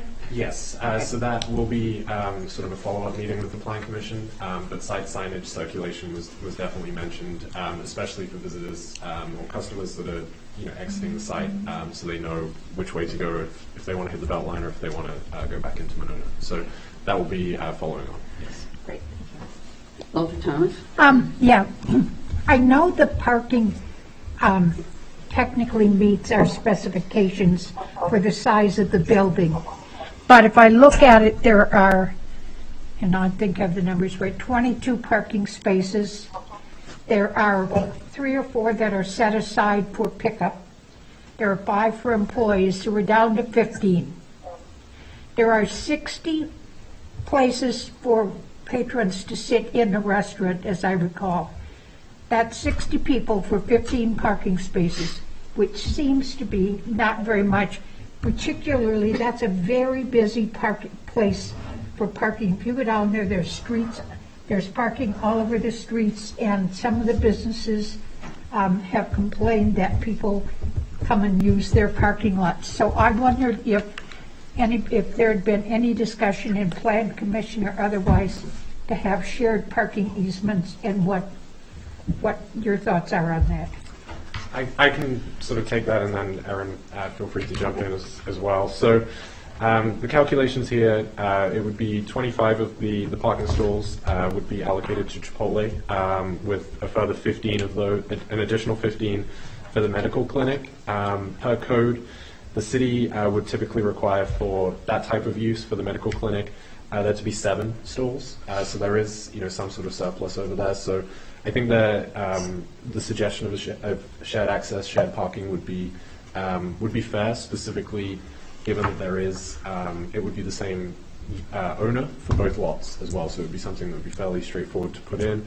And in something like this, this type of a development, I think that would probably be the natural occurrence anyway, that if you see a spot or a stall, you would probably take it. The commission were generally comfortable. One of the I think somewhat unique elements of this is that they have an order pickup window, and it's not necessarily a drive-through, so it's a little bit more, I think, higher volume. I certainly looked at that 600 customers a day number and thought that looked quite high. But I do think a lot of them will sort of be driving in and not even leave the car. And I think that seemed to be what the owner had experienced, and I think just generally dining in is sort of maybe less utilized at the moment, certainly. But I don't know, Erin, how you guys would feel about some of those suggestions. Yeah, no, totally. And I understand if we're looking at some sort of shared parking easement, that's definitely something we can bring up to the client and the owner. Like Doug mentioned, it's kind of a convoluted process since we're dividing the lots, but the end owner is technically still one entity. So it'll be kind of just formalities of some of those agreements, but those are definitely things that we're willing to do and work through if that makes the city more comfortable with the projects. Like I said, there is an excess of parking per code on the southern lot versus, the northern lot's a little bit closer to, exactly what code is requiring. And also, like, just to reiterate what he said, this isn't like your typical drive-through. It is like an order pickup window. So in the other projects they've done in other locations, they've found that that's able to turn people over without requiring as much, permanent parking space in the situation. And it has worked fine for them in other locations. So it kind of helps ease the rushes because people would have a time period at which they would know when their food would be ready. So there wouldn't be as much downtime of people sitting around in the parking lot, waiting for orders or going in to pick up their food to either dine in or leave. If that makes sense. And I should also just add finally that one of the conditions from the Plan Commission was bike parking to be shown, and I believe that to be at least 10 stalls effectively for that as well. So I think pedestrian access, bike access, sort of alternate transportation methods is certainly something they're looking at here as well. Alder grouping. Just looking to express once again my very hearty enthusiasm over this project. I love Chipotle. I immediately notified everyone in my family as soon as I read this in the packet, and in fact my mom was like, well, I guess we're not going to eat turkey next week. And I said, unfortunately it won't be ready at that time, but in 2022 let's revisit. So thank you very much for making this young lady's dreams come true. Well, I'm glad it was that simple. Alder Wood, did you have a question? Or Yeah. did you have another accolade? No, I can't top that. Is the shared parking something that we should put as a condition of the CSM, or? It was not a condition of the Plan Commission approval, so I believe process-wise that would be the best way To add it to the list? Yes. Next time? Yes. Okay. So do you want us to recommend it to Plan Commission? I think that it could just be. Yeah, I think that the city council, in approving this resolution, you could add it as a condition as part of your approvals. Okay, thank you. Anyone else? Alder Moore. Yeah, I just want to say, nobody was drooling like that at the Planning Commission. But nonetheless, I just wanted to say that issues of parking and other issues, including the fact that it's a pickup window as opposed to a drive-through window, something that we've all discussed. And of course, what we're looking at tonight is just the CSM. It's not the nitty-gritty details of traffic flow or signage or all those other things. It's just the CSM, the splitting of the lot. And so I just wanted to point that out, that there's still details to come on the other front, on the actual establishments. But of course the CSM was recommended. Any other questions? Okay, thank you. This will come back at our next meeting. Thank you. Thank you, guys. Thanks, Doug. Thank you, Erin. The next couple of items are all started to be taken out of order. Item E, consideration of Resolution 21-11, 2519, providing for the sale of $14,325,000 in taxable tax increment revenue bonds from TID number 9. This is Series 2021D, put forward by the Finance Director. Is there a motion to take this out of order? So move. Second. All in favor, say aye. Aye. Motion to approve? Move approval. Second. Mark? Sorry, before Mark starts, just a point of information. We had, the Zoom meeting got canceled because when the previous speaker who was host left the meeting, she accidentally closed down the meeting. So we're trying to get it restarted again. So just for those watching on YouTube, we are trying to restart the Zoom meeting. So, go ahead.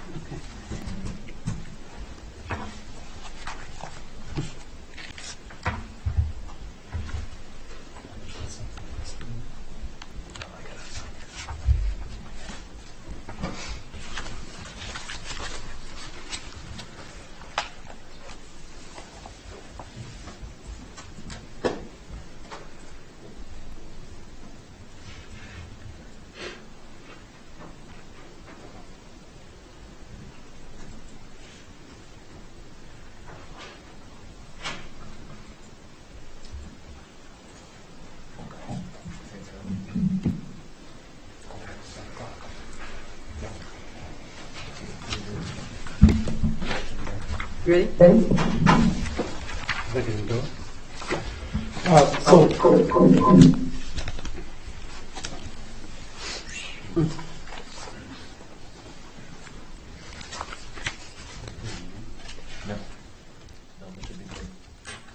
Check 1, 2. Okay. So this is a borrowing $14,325,000 as a taxable TIF increment revenue bond. What this is, I don't have the council packet, but I have the finance packet. So there's a sheet that kind of looks like this. Is the next page and next to the fiscal note. So what this is, we're refinancing three bands for TIF number 9 Riverfront project. If you look at that sheet, kind of shows the application of funds to get to the $14 million. We're refinancing three bonds. What those bonds are: purchasing the properties, demolition of the property, moving the sewer pipe. We had to move it. It was under the Chase Bank at the time. And it had some cap interest because at the time we were not generating any increment. So now these were note bands, which were basically 5-year notes or 4-year notes, depending on each one were a little bit different. So we're refinancing those, going to a long-term note. We're also including $2 million for developer incentive. That is the developer's agreement for phase 3, which is basically be done here in the next month or so. So we want to get that money up front because we want to do 2 borrowings for revenue bonds. There also is this thing called debt service reserves. So revenue bonds are different than general obligation notes. General obligations notes are rated different because they're supported by taxpayers, by property taxes and the levy. Revenue bonds are supported by revenues, so they're not rated the same. There's a lot of different requirements related to those. So one of the requirements, we have to have a debt service reserve. So basically, we have to set aside $925,000 in based in a separate account in case something happened. We have that money to pay a debt payment. That's required, and that's required when we do any revenue bond for water and sewer. But we already have those type of reserves all set up, so we don't have to borrow for them. This is kind of the first time thing, so we're doing it for that. So once the debt comes due, we take basically this would be the final payment. We just take this and pay it right back to the shareholders. And there's issuance expense. So that's the breakdown of this note. Do you have any questions on this? Is just to start the negotiation also, and they'll come back next meeting with the final rates. So this vote is just approving the start of the negotiations? Yes, so it allows us to negotiate. Yeah. It's part of our ordinance agreement. Questions, anyone? Doug? Is this the one that we have the interest savings on? No, it's the next one. Okay. Any other questions? It is a great time to borrow right now for these taxables, so we'll have no savings, but there's a lot of lower interest rates on these. Good. this time of year. Okay, if there aren't any further questions, all in favor say aye. We'll need a roll call. Oh, you need a roll call, I'm sorry. All of these, those two for sure. The Will the next, clerk please call the roll? Alder Goforth, Aye. Alder Groupie, Aye. Alder Moore, Aye. Alder Wood, Aye. Alder Cror, Aye. Alder Thomas. Aye. Motion passes. Next, item F, consideration of Resolution 21-11-2520, authorizing the redemption of the city's taxable general obligation refunding bonds dated April 16, 2012, general obligation promissory notes dated April 1st, 2013, and general obligation refunding bonds dated May 1st, 2013, also put forth by the finance directors. A motion to take this out of order? I'll move. So moved. Second. All in favor, say aye. Aye. Is there a motion to approve? Second. Mark? So what these notes are is just the final payments. We're paying off these debts early, saving some interest, the $70,000 interest expense. So there's three of them that we're planning on paying off. There's a 2012 note. It relates to TIP 5, which I noticed Garden Circle. We're paying that off. So we're paying off 2022, 23, and 24 early. We have TIP 5 has enough fund balance to pay all this off. So our total amount we're paying off is $375,000. This will save TIP 5 $19,530 in interest. The second one is the 2013 GO Promise Note. This is mainly general fund. So this is the last payment of this 2013 promissory note. So instead of waiting to October to pay it off, we called right now and we paid off. We'll pay it off basically in January. It would save us $20,000 in interest, and I did account for it in the 2022 budget that we'd be paying it off and saving $20,000 worth of interest on that one. And then the third one is the 2013 general obligation refunding bond. The remaining portion left in this one is TIP 4 related. Total amount for 2022 and 23 is $650,000. This would save TIP 4 $30,000 in interest. This one is actually the original amount was almost $8 million. This was a combination of water, sewer, and general, and now just remaining is TIP 4. This was Winona Drive. This is phase 1 of Winona Drive. We have 3 phases, so this is paying off Winona Drive. Phase 1 is paying it off right here. So this will save $30,000, and it's $70,000 over $70,000 in interest expense. Questions for Mark?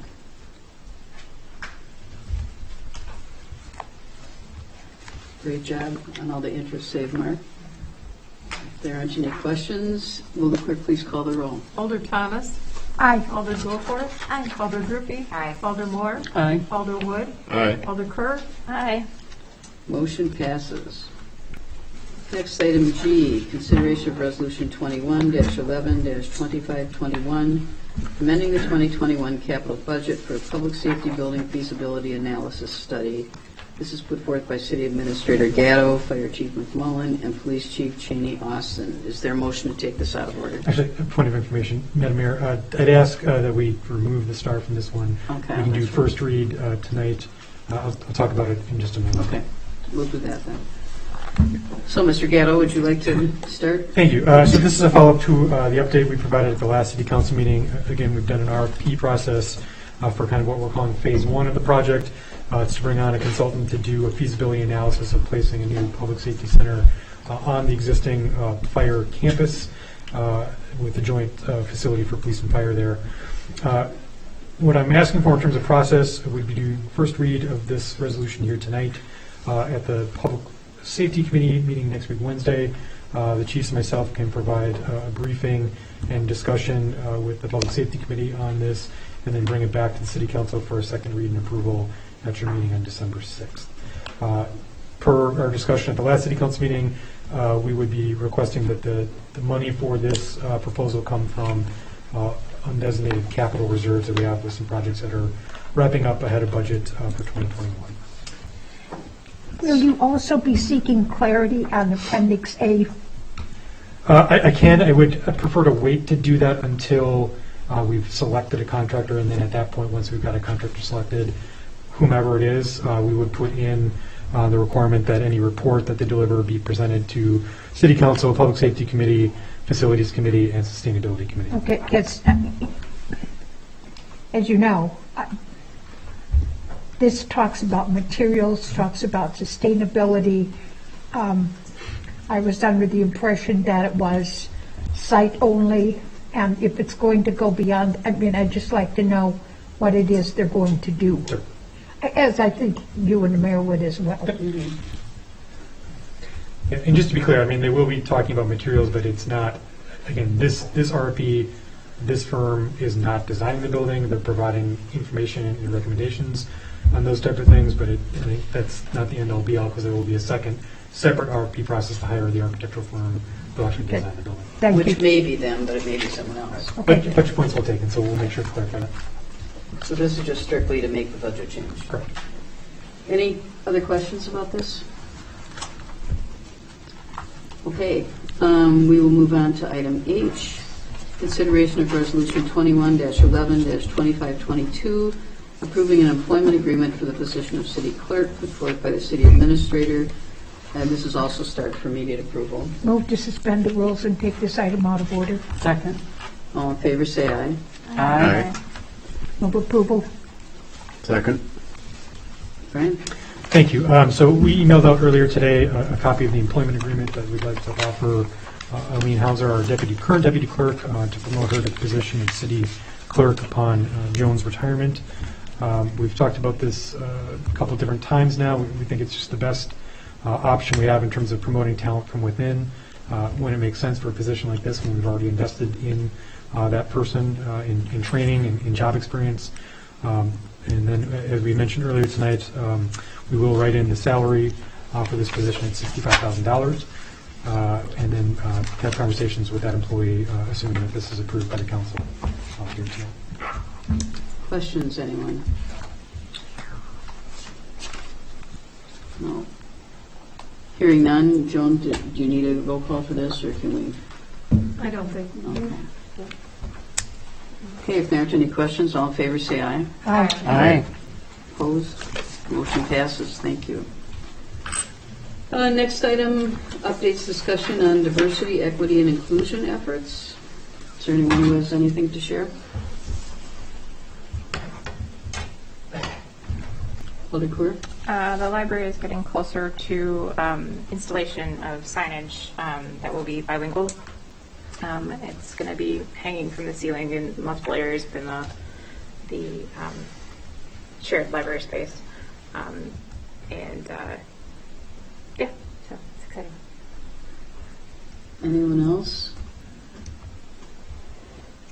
I think Alder Goforth and Alder Moore and I attended the Wilcox, not just bias, presentation last week. I think it was very good, I thought, and Jason Chung was also there. I noticed. I thought he thought it was good too. So I did too, even though I come up as T530. Oh, that was you. Okay.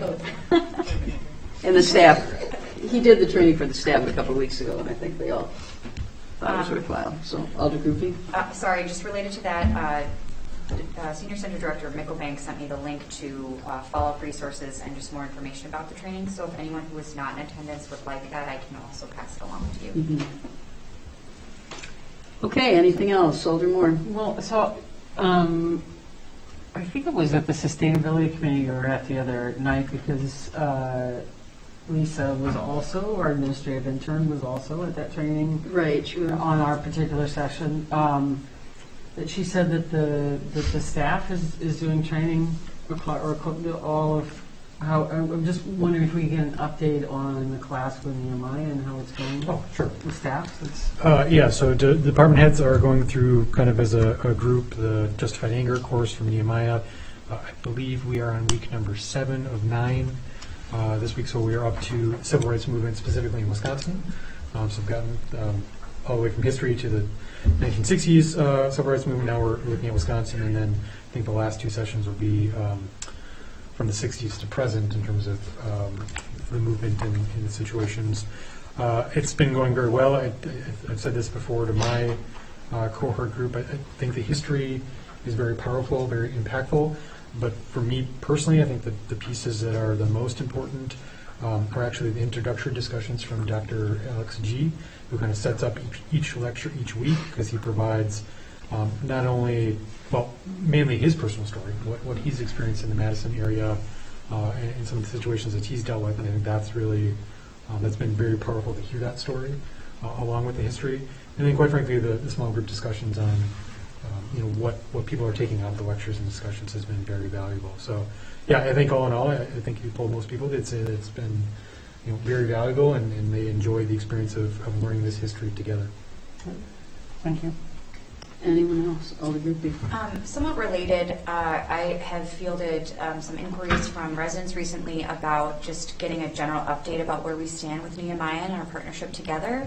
I think it would be useful if we could hear or have some sort of presentation or just some sort of plan laid out about what continued expectations are with that relationship, with that contract, and also just future opportunities for public engagement and for the council and city leadership to be engaged with Nehemiah to just stand with our commitment in working with them. Yeah, it's a great question. We are currently working with Nehemiah staff to kind of figure out what a potential scope of work for kind of their second year, put year in quotes because everything kind of with COVID is strung together, but kind of the second batch of work, if you will, that they'd be working on. So absolutely, whether it's the meeting on December 6th or our next meeting as a council, we would have Karen and Harry from Nehemiah come and kind of give a wrap up of what they've done to date and where they see this work moving in the future. So that scope of work for that second year contract will absolutely come before this body, and we hope to do it in December if kind of the stars align with everything. Great, thank you. Mm-hmm. Anyone else? Okay, moving on to committee reports. Alder, go for it. Yeah, most of my committees were canceled, other than planned, so I don't really have anything to report. We are still working on landmarks. The reason that one was canceled was our second-ish opinion on the pagoda did not really come through timing-wise, so that's scheduled here in the next, hopefully we'll have it before December 8th meeting. Alder Group B. I'm in agreement. Most of my committees were canceled, or I was ill and unable to participate. But we do have a meeting. Transit will resume next month with an appearance from a representative from Madison Metro. And there will be a Parks and Open Spaces public input meeting on Tuesday, December 7th for Parks and Rec. So I just want to get that out there before the December 6th meeting so that we can prepare. And there should be more information forthcoming about that. The only other thing I'd like to add is just a report is that we are getting near the time when candidates for city council for the spring election need to announce their candidacy. And I just want to encourage anyone who wants to become more involved. We have a lot of people who reach out and participate in meetings or provide public comments during meetings, but now is the time to assert yourselves as to the next level of leadership and to really consider running for council. And there are loads of support and information from current alders that we can lend to potential candidates. So please consider running for council in spring 2022. Joan, are those packets available December 1st? Is that the... Well, all my thunder's getting stolen. Oh, sorry. Sorry. Okay, I'm going to report what you're doing then. Yes, packets will be available.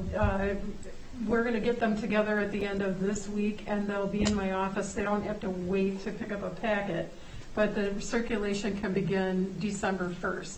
And I might as well just say that what I was going to say tonight was Alders Goforth, Alder Groupie, and Alder Kerr. The three of you are up for re-election. And if you choose not to run, which would make me sad, but if you did, declaration of non-candidacies are due on December 24th, which is a holiday. So I'm hoping that you would consider turning those in sooner if that was your plan. because I have to report it even now. But What's the earliest they can be turned in? Just asking for a friend. as soon as you want to. Yeah.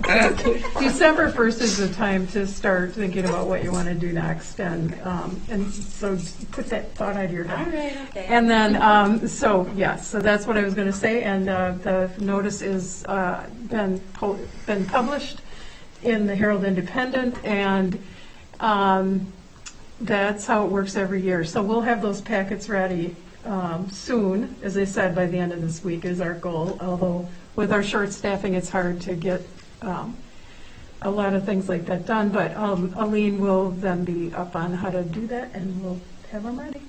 So. Alder Moore. Nothing to report. Alder Wood.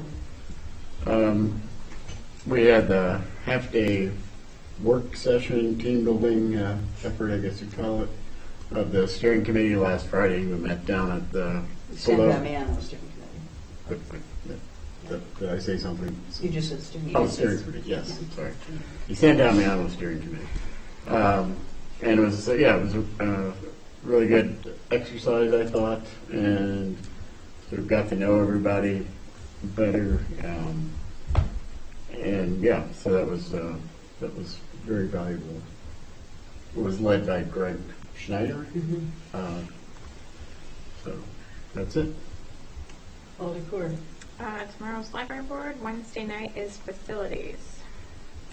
Alder Thomas. No report. Joan, did you have anything else to report? No. Chief Shady Austin or Chief McMullen? No, I'll go whoever. first. I show up today. Too slow on the meeting. Beat you to it, Jerry. Sorry, Chief McMullen, I beat you to it. Hello, Council. Good evening. Just a quick announcement or update. We had our last of our open houses, which was referenced earlier at the meeting today. I'd like to thank everyone who attended. I already got a lot of feedback from those who couldn't that they did watch the video, so thanks for Winona Community Media for putting that together. Did a fabulous job. Moving on from that, just as a way of an update, unfortunately, one of our officers, our new officers, was unable to complete the Law Enforcement Academy, so that officer did resign from their position here, and so we've started a new hiring process based on some of the timing and our staffing issues and anticipated staffing issues from folks who are multiplying, they're having kids, and will be out. We were in need to hire somebody who's already law enforcement certified in the state, well, not necessarily in the state of Wisconsin, but has credentials so we can hire them and they can start sooner versus having to put through an academy. So that is what we'll be doing this time around, but I hope not to do that for all future hiring vacancies in the future. So we have our two hybrid squads are finally in. They have been in for a little bit, but now we're at the point where we're waiting on the equipment for the hybrids. So you might see one outside of City Hall that was just marked up by our contracted vendor. And we hope to get that equipped, ready to go by the end of the year. The second one will be an unmarked squad, my choice. We're choosing not to put that as a fully marked squad, but will be used in patrol. Reason being, folks, is that we can be a little bit more discreet when it comes to traffic enforcement in some of the areas that I've been asked to do more traffic enforcement in residential areas. And so we'll be able to be a little bit more discreet in our enforcement activity, but we do like folks to be compliant, and so we ask for voluntary compliance. If you see a marked or unmarked Ford Explorer Interceptor, it's likely a police car, please slow down. And it's hybrid, so it's doing quite well, better than the others. And then lastly, I'll just announce for the public and then for council some changes in our response protocol, changing some things operationally at my direction. So my staff has the following marching orders. Because this is now month 5 for me, I've had a blast so far, but I've also had an opportunity to really be out in the streets with our folks, take calls, run traffic, engage both the community and interact hand in hand with our staff that's doing a fabulous job every day. And what I'm finding is that they're having, through no fault of their own, some challenges in keeping up because of the demands and the calls for service during the day.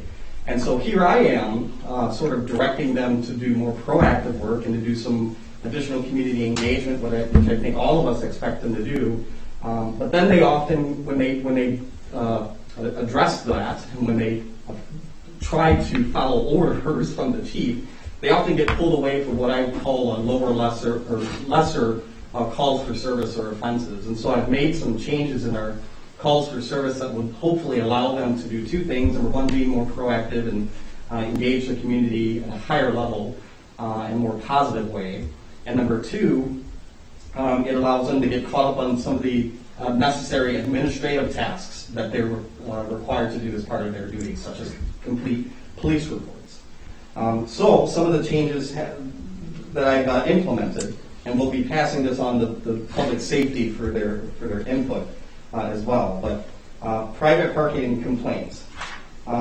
We, with the exception of disabled parking violations, hazardous parking violations such as parking in a fire lane, blocking a fire exit, something similar, we will not be going to private property to issue a ticket for them to be told thereafter. There's no requirement for the police department to be involved in that process of issuing a ticket, $30 ticket, and then them having to deal with a tow company.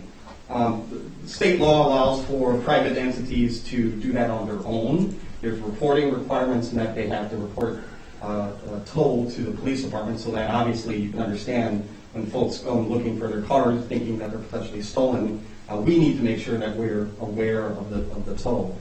I can tell you that a lot of these that we go to are for abandoned vehicles at some of our big box commercial establishments in Winona. And as you can imagine, when I'm asking folks to do traffic on, our officers to do traffic on Winnequa Road, and then they get pulled for what I think is a lesser priority call for service for an abandoned vehicle at a large commercial site that's been there for some time, that is not a priority for me. Especially when the member who has every right to rely on our police services, but they have options available to them, such as going through a private contracted toll. Second is private property crashes. Most people aren't aware, but there are very few tickets in which a police officer can issue on private property as it relates to driving offenses. Reckless driving, hit and run, OWI, so operating while intoxicated, running over a fire hose, which is interfering with, in essence, firefighting duties. And that's about it as far as traffic offenses. And so oftentimes when we go to private property complaints, we're there for insurance purposes. And we spend a lot of time investigating something that we really don't have any legal authority to say who was at fault, who gets a ticket. Outside of those very rare instances in which we have those violations that I already referenced, we are there just to document. And that takes a lot of time of your officers who I'd rather be out and doing something else. So there's an alternative for somebody who does get involved in a private property crash. The Department of Transportation has a pretty robust self-reporting system that we will refer people to. We have our own internal reporting system so that if it doesn't qualify for the minimum standards for a Department of Transportation self-report, there's an alternative report, or an alternate report, I should say, that they can fill out through the police department. And there's avenues in which folks can report. Now, we will still respond if any of those aforementioned violations take place, or if there is a disturbance or likelihood of a disturbance. For example, one or either or both parties are not cooperating with the investigation. They won't exchange information, for example. We will still then come out to assist in that information exchange. And until that time that is established, we will continue to respond. Once that's established, then we refer folks to self-report, right? So that we can get going on the other call, or we can get going on the other proactive event. Civil disputes. Again, this is another matter in which the police department really has no legal authority to make a determination for a civil dispute. Oftentimes, we are finding that they're one-sided. We have one complainant who's upset that a small claims matter or an issue that is of civil in nature isn't going favorably for them. We oftentimes, the vast majority of the time, are referring folks to court, small claims, in which we then spend the time to document what the one-sided complaint was often, this is just an example, or we take the time to even stop what we're doing to drive there just to explain that. Instead, we're offering self-report. You can be as elaborate and detailed as you want with the self-reporting option that's out there, and that is generated a case number, and it's your statement that you made that you can use for whatever purposes that you may need moving forward.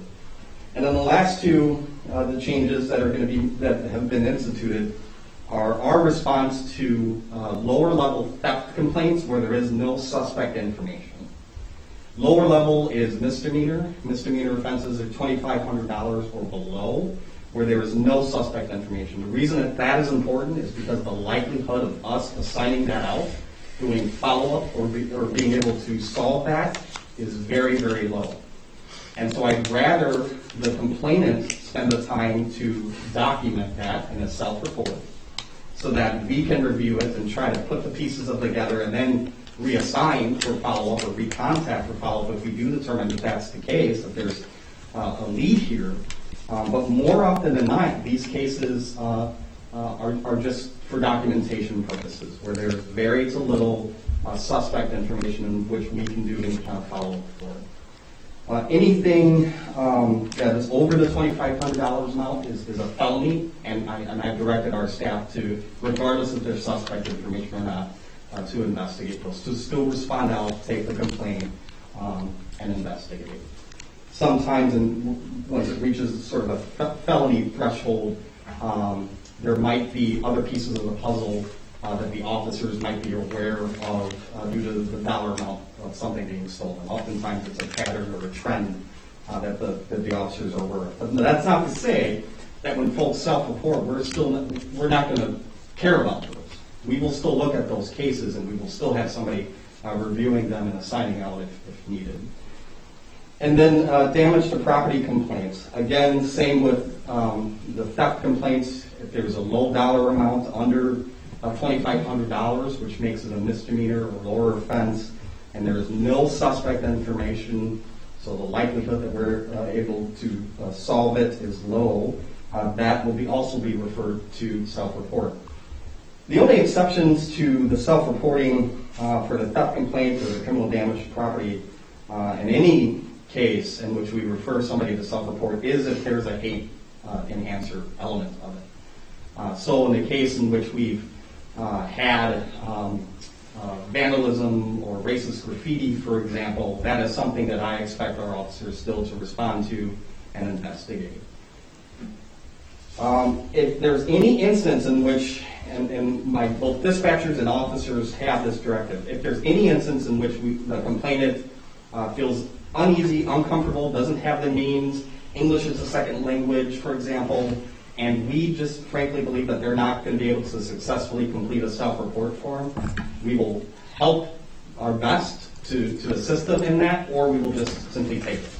We'll just go out there, we'll just make a phone call, we'll use language line, and we'll take the complaint. Any questions on that, the new process? Okay, again, just hoping to free up time. And then, I think that's it. I will have an update at our next meeting, hopefully as it relates to Winona School, picking the name of our canine, and that's it. Thank you. Chief McMullen, did you have something? Real quick, I'm going to be very brief. I think Chief Cheney Austin covered a lot of the stuff. First of all, I just want to say good evening. Just a couple of quick updates from the fire side. We did have 5 volunteers start up just last week. All 5 of them are very excited. I have 5 more coming for interviews the first week of December. So we should have a total of 10 new volunteers. I'm starting up an entry-level class in January. Other than that, the air packs from the federal grant have been ordered. The air packs themselves should be here the first week of December, and we're going to spend December, January, and February getting everybody trained on them, and they should be in service in March. And I think that's it. It's been a busy month, and I'll have more to report in the next couple of weeks. So, Did you get your futon yet? I did not, but I was actually looking at them today. So The chief is going to start spending nights, I'm not sure how many, at the fire station, because if he expects his staff to do that, he too is going to be staying all night at the fire department. at least a couple of months. Well, that's great. Anything else? Okay, well, thank you, Chiefs. Mr. Gatto. Thank you. Just one update item as we're on the topic of public safety and whatnot. So at next week's Public Safety Committee meeting, one of the items on their agenda is a public hearing related to some proposed natural hazard mitigation strategies for the city of Winona. This is part of Dane County Emergency Management. Every 5 years updates their countywide natural hazard mitigation plan. This time frame that we're in right now is right for an update of their plan for starting in 2023, working with FEMA. So Winona and all of the other communities in Dane County, at least the majority of all the other communities in Dane County, are also updating their component of that plan.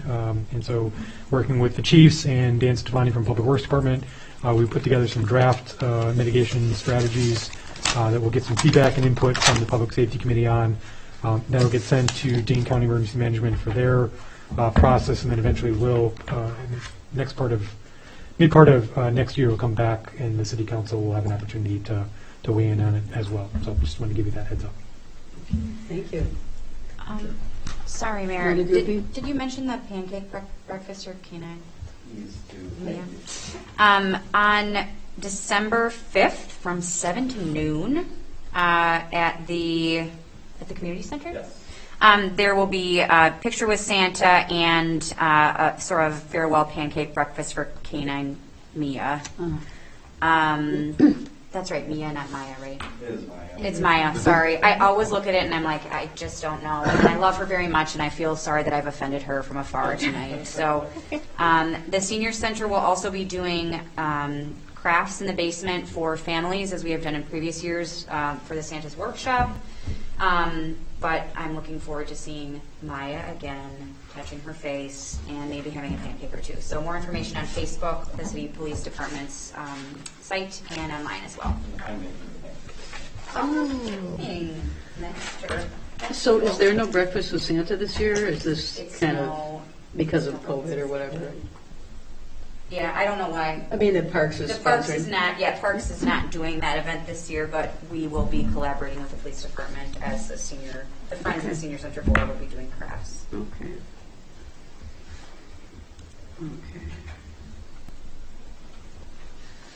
All right.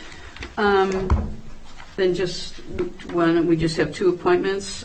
Cassidy Wharton-Weiler to the License Review Committee, effective immediately, April 2023. You have her application there. Alder Wood has interviewed her. We've been looking for someone for this committee for about 5 months, I think.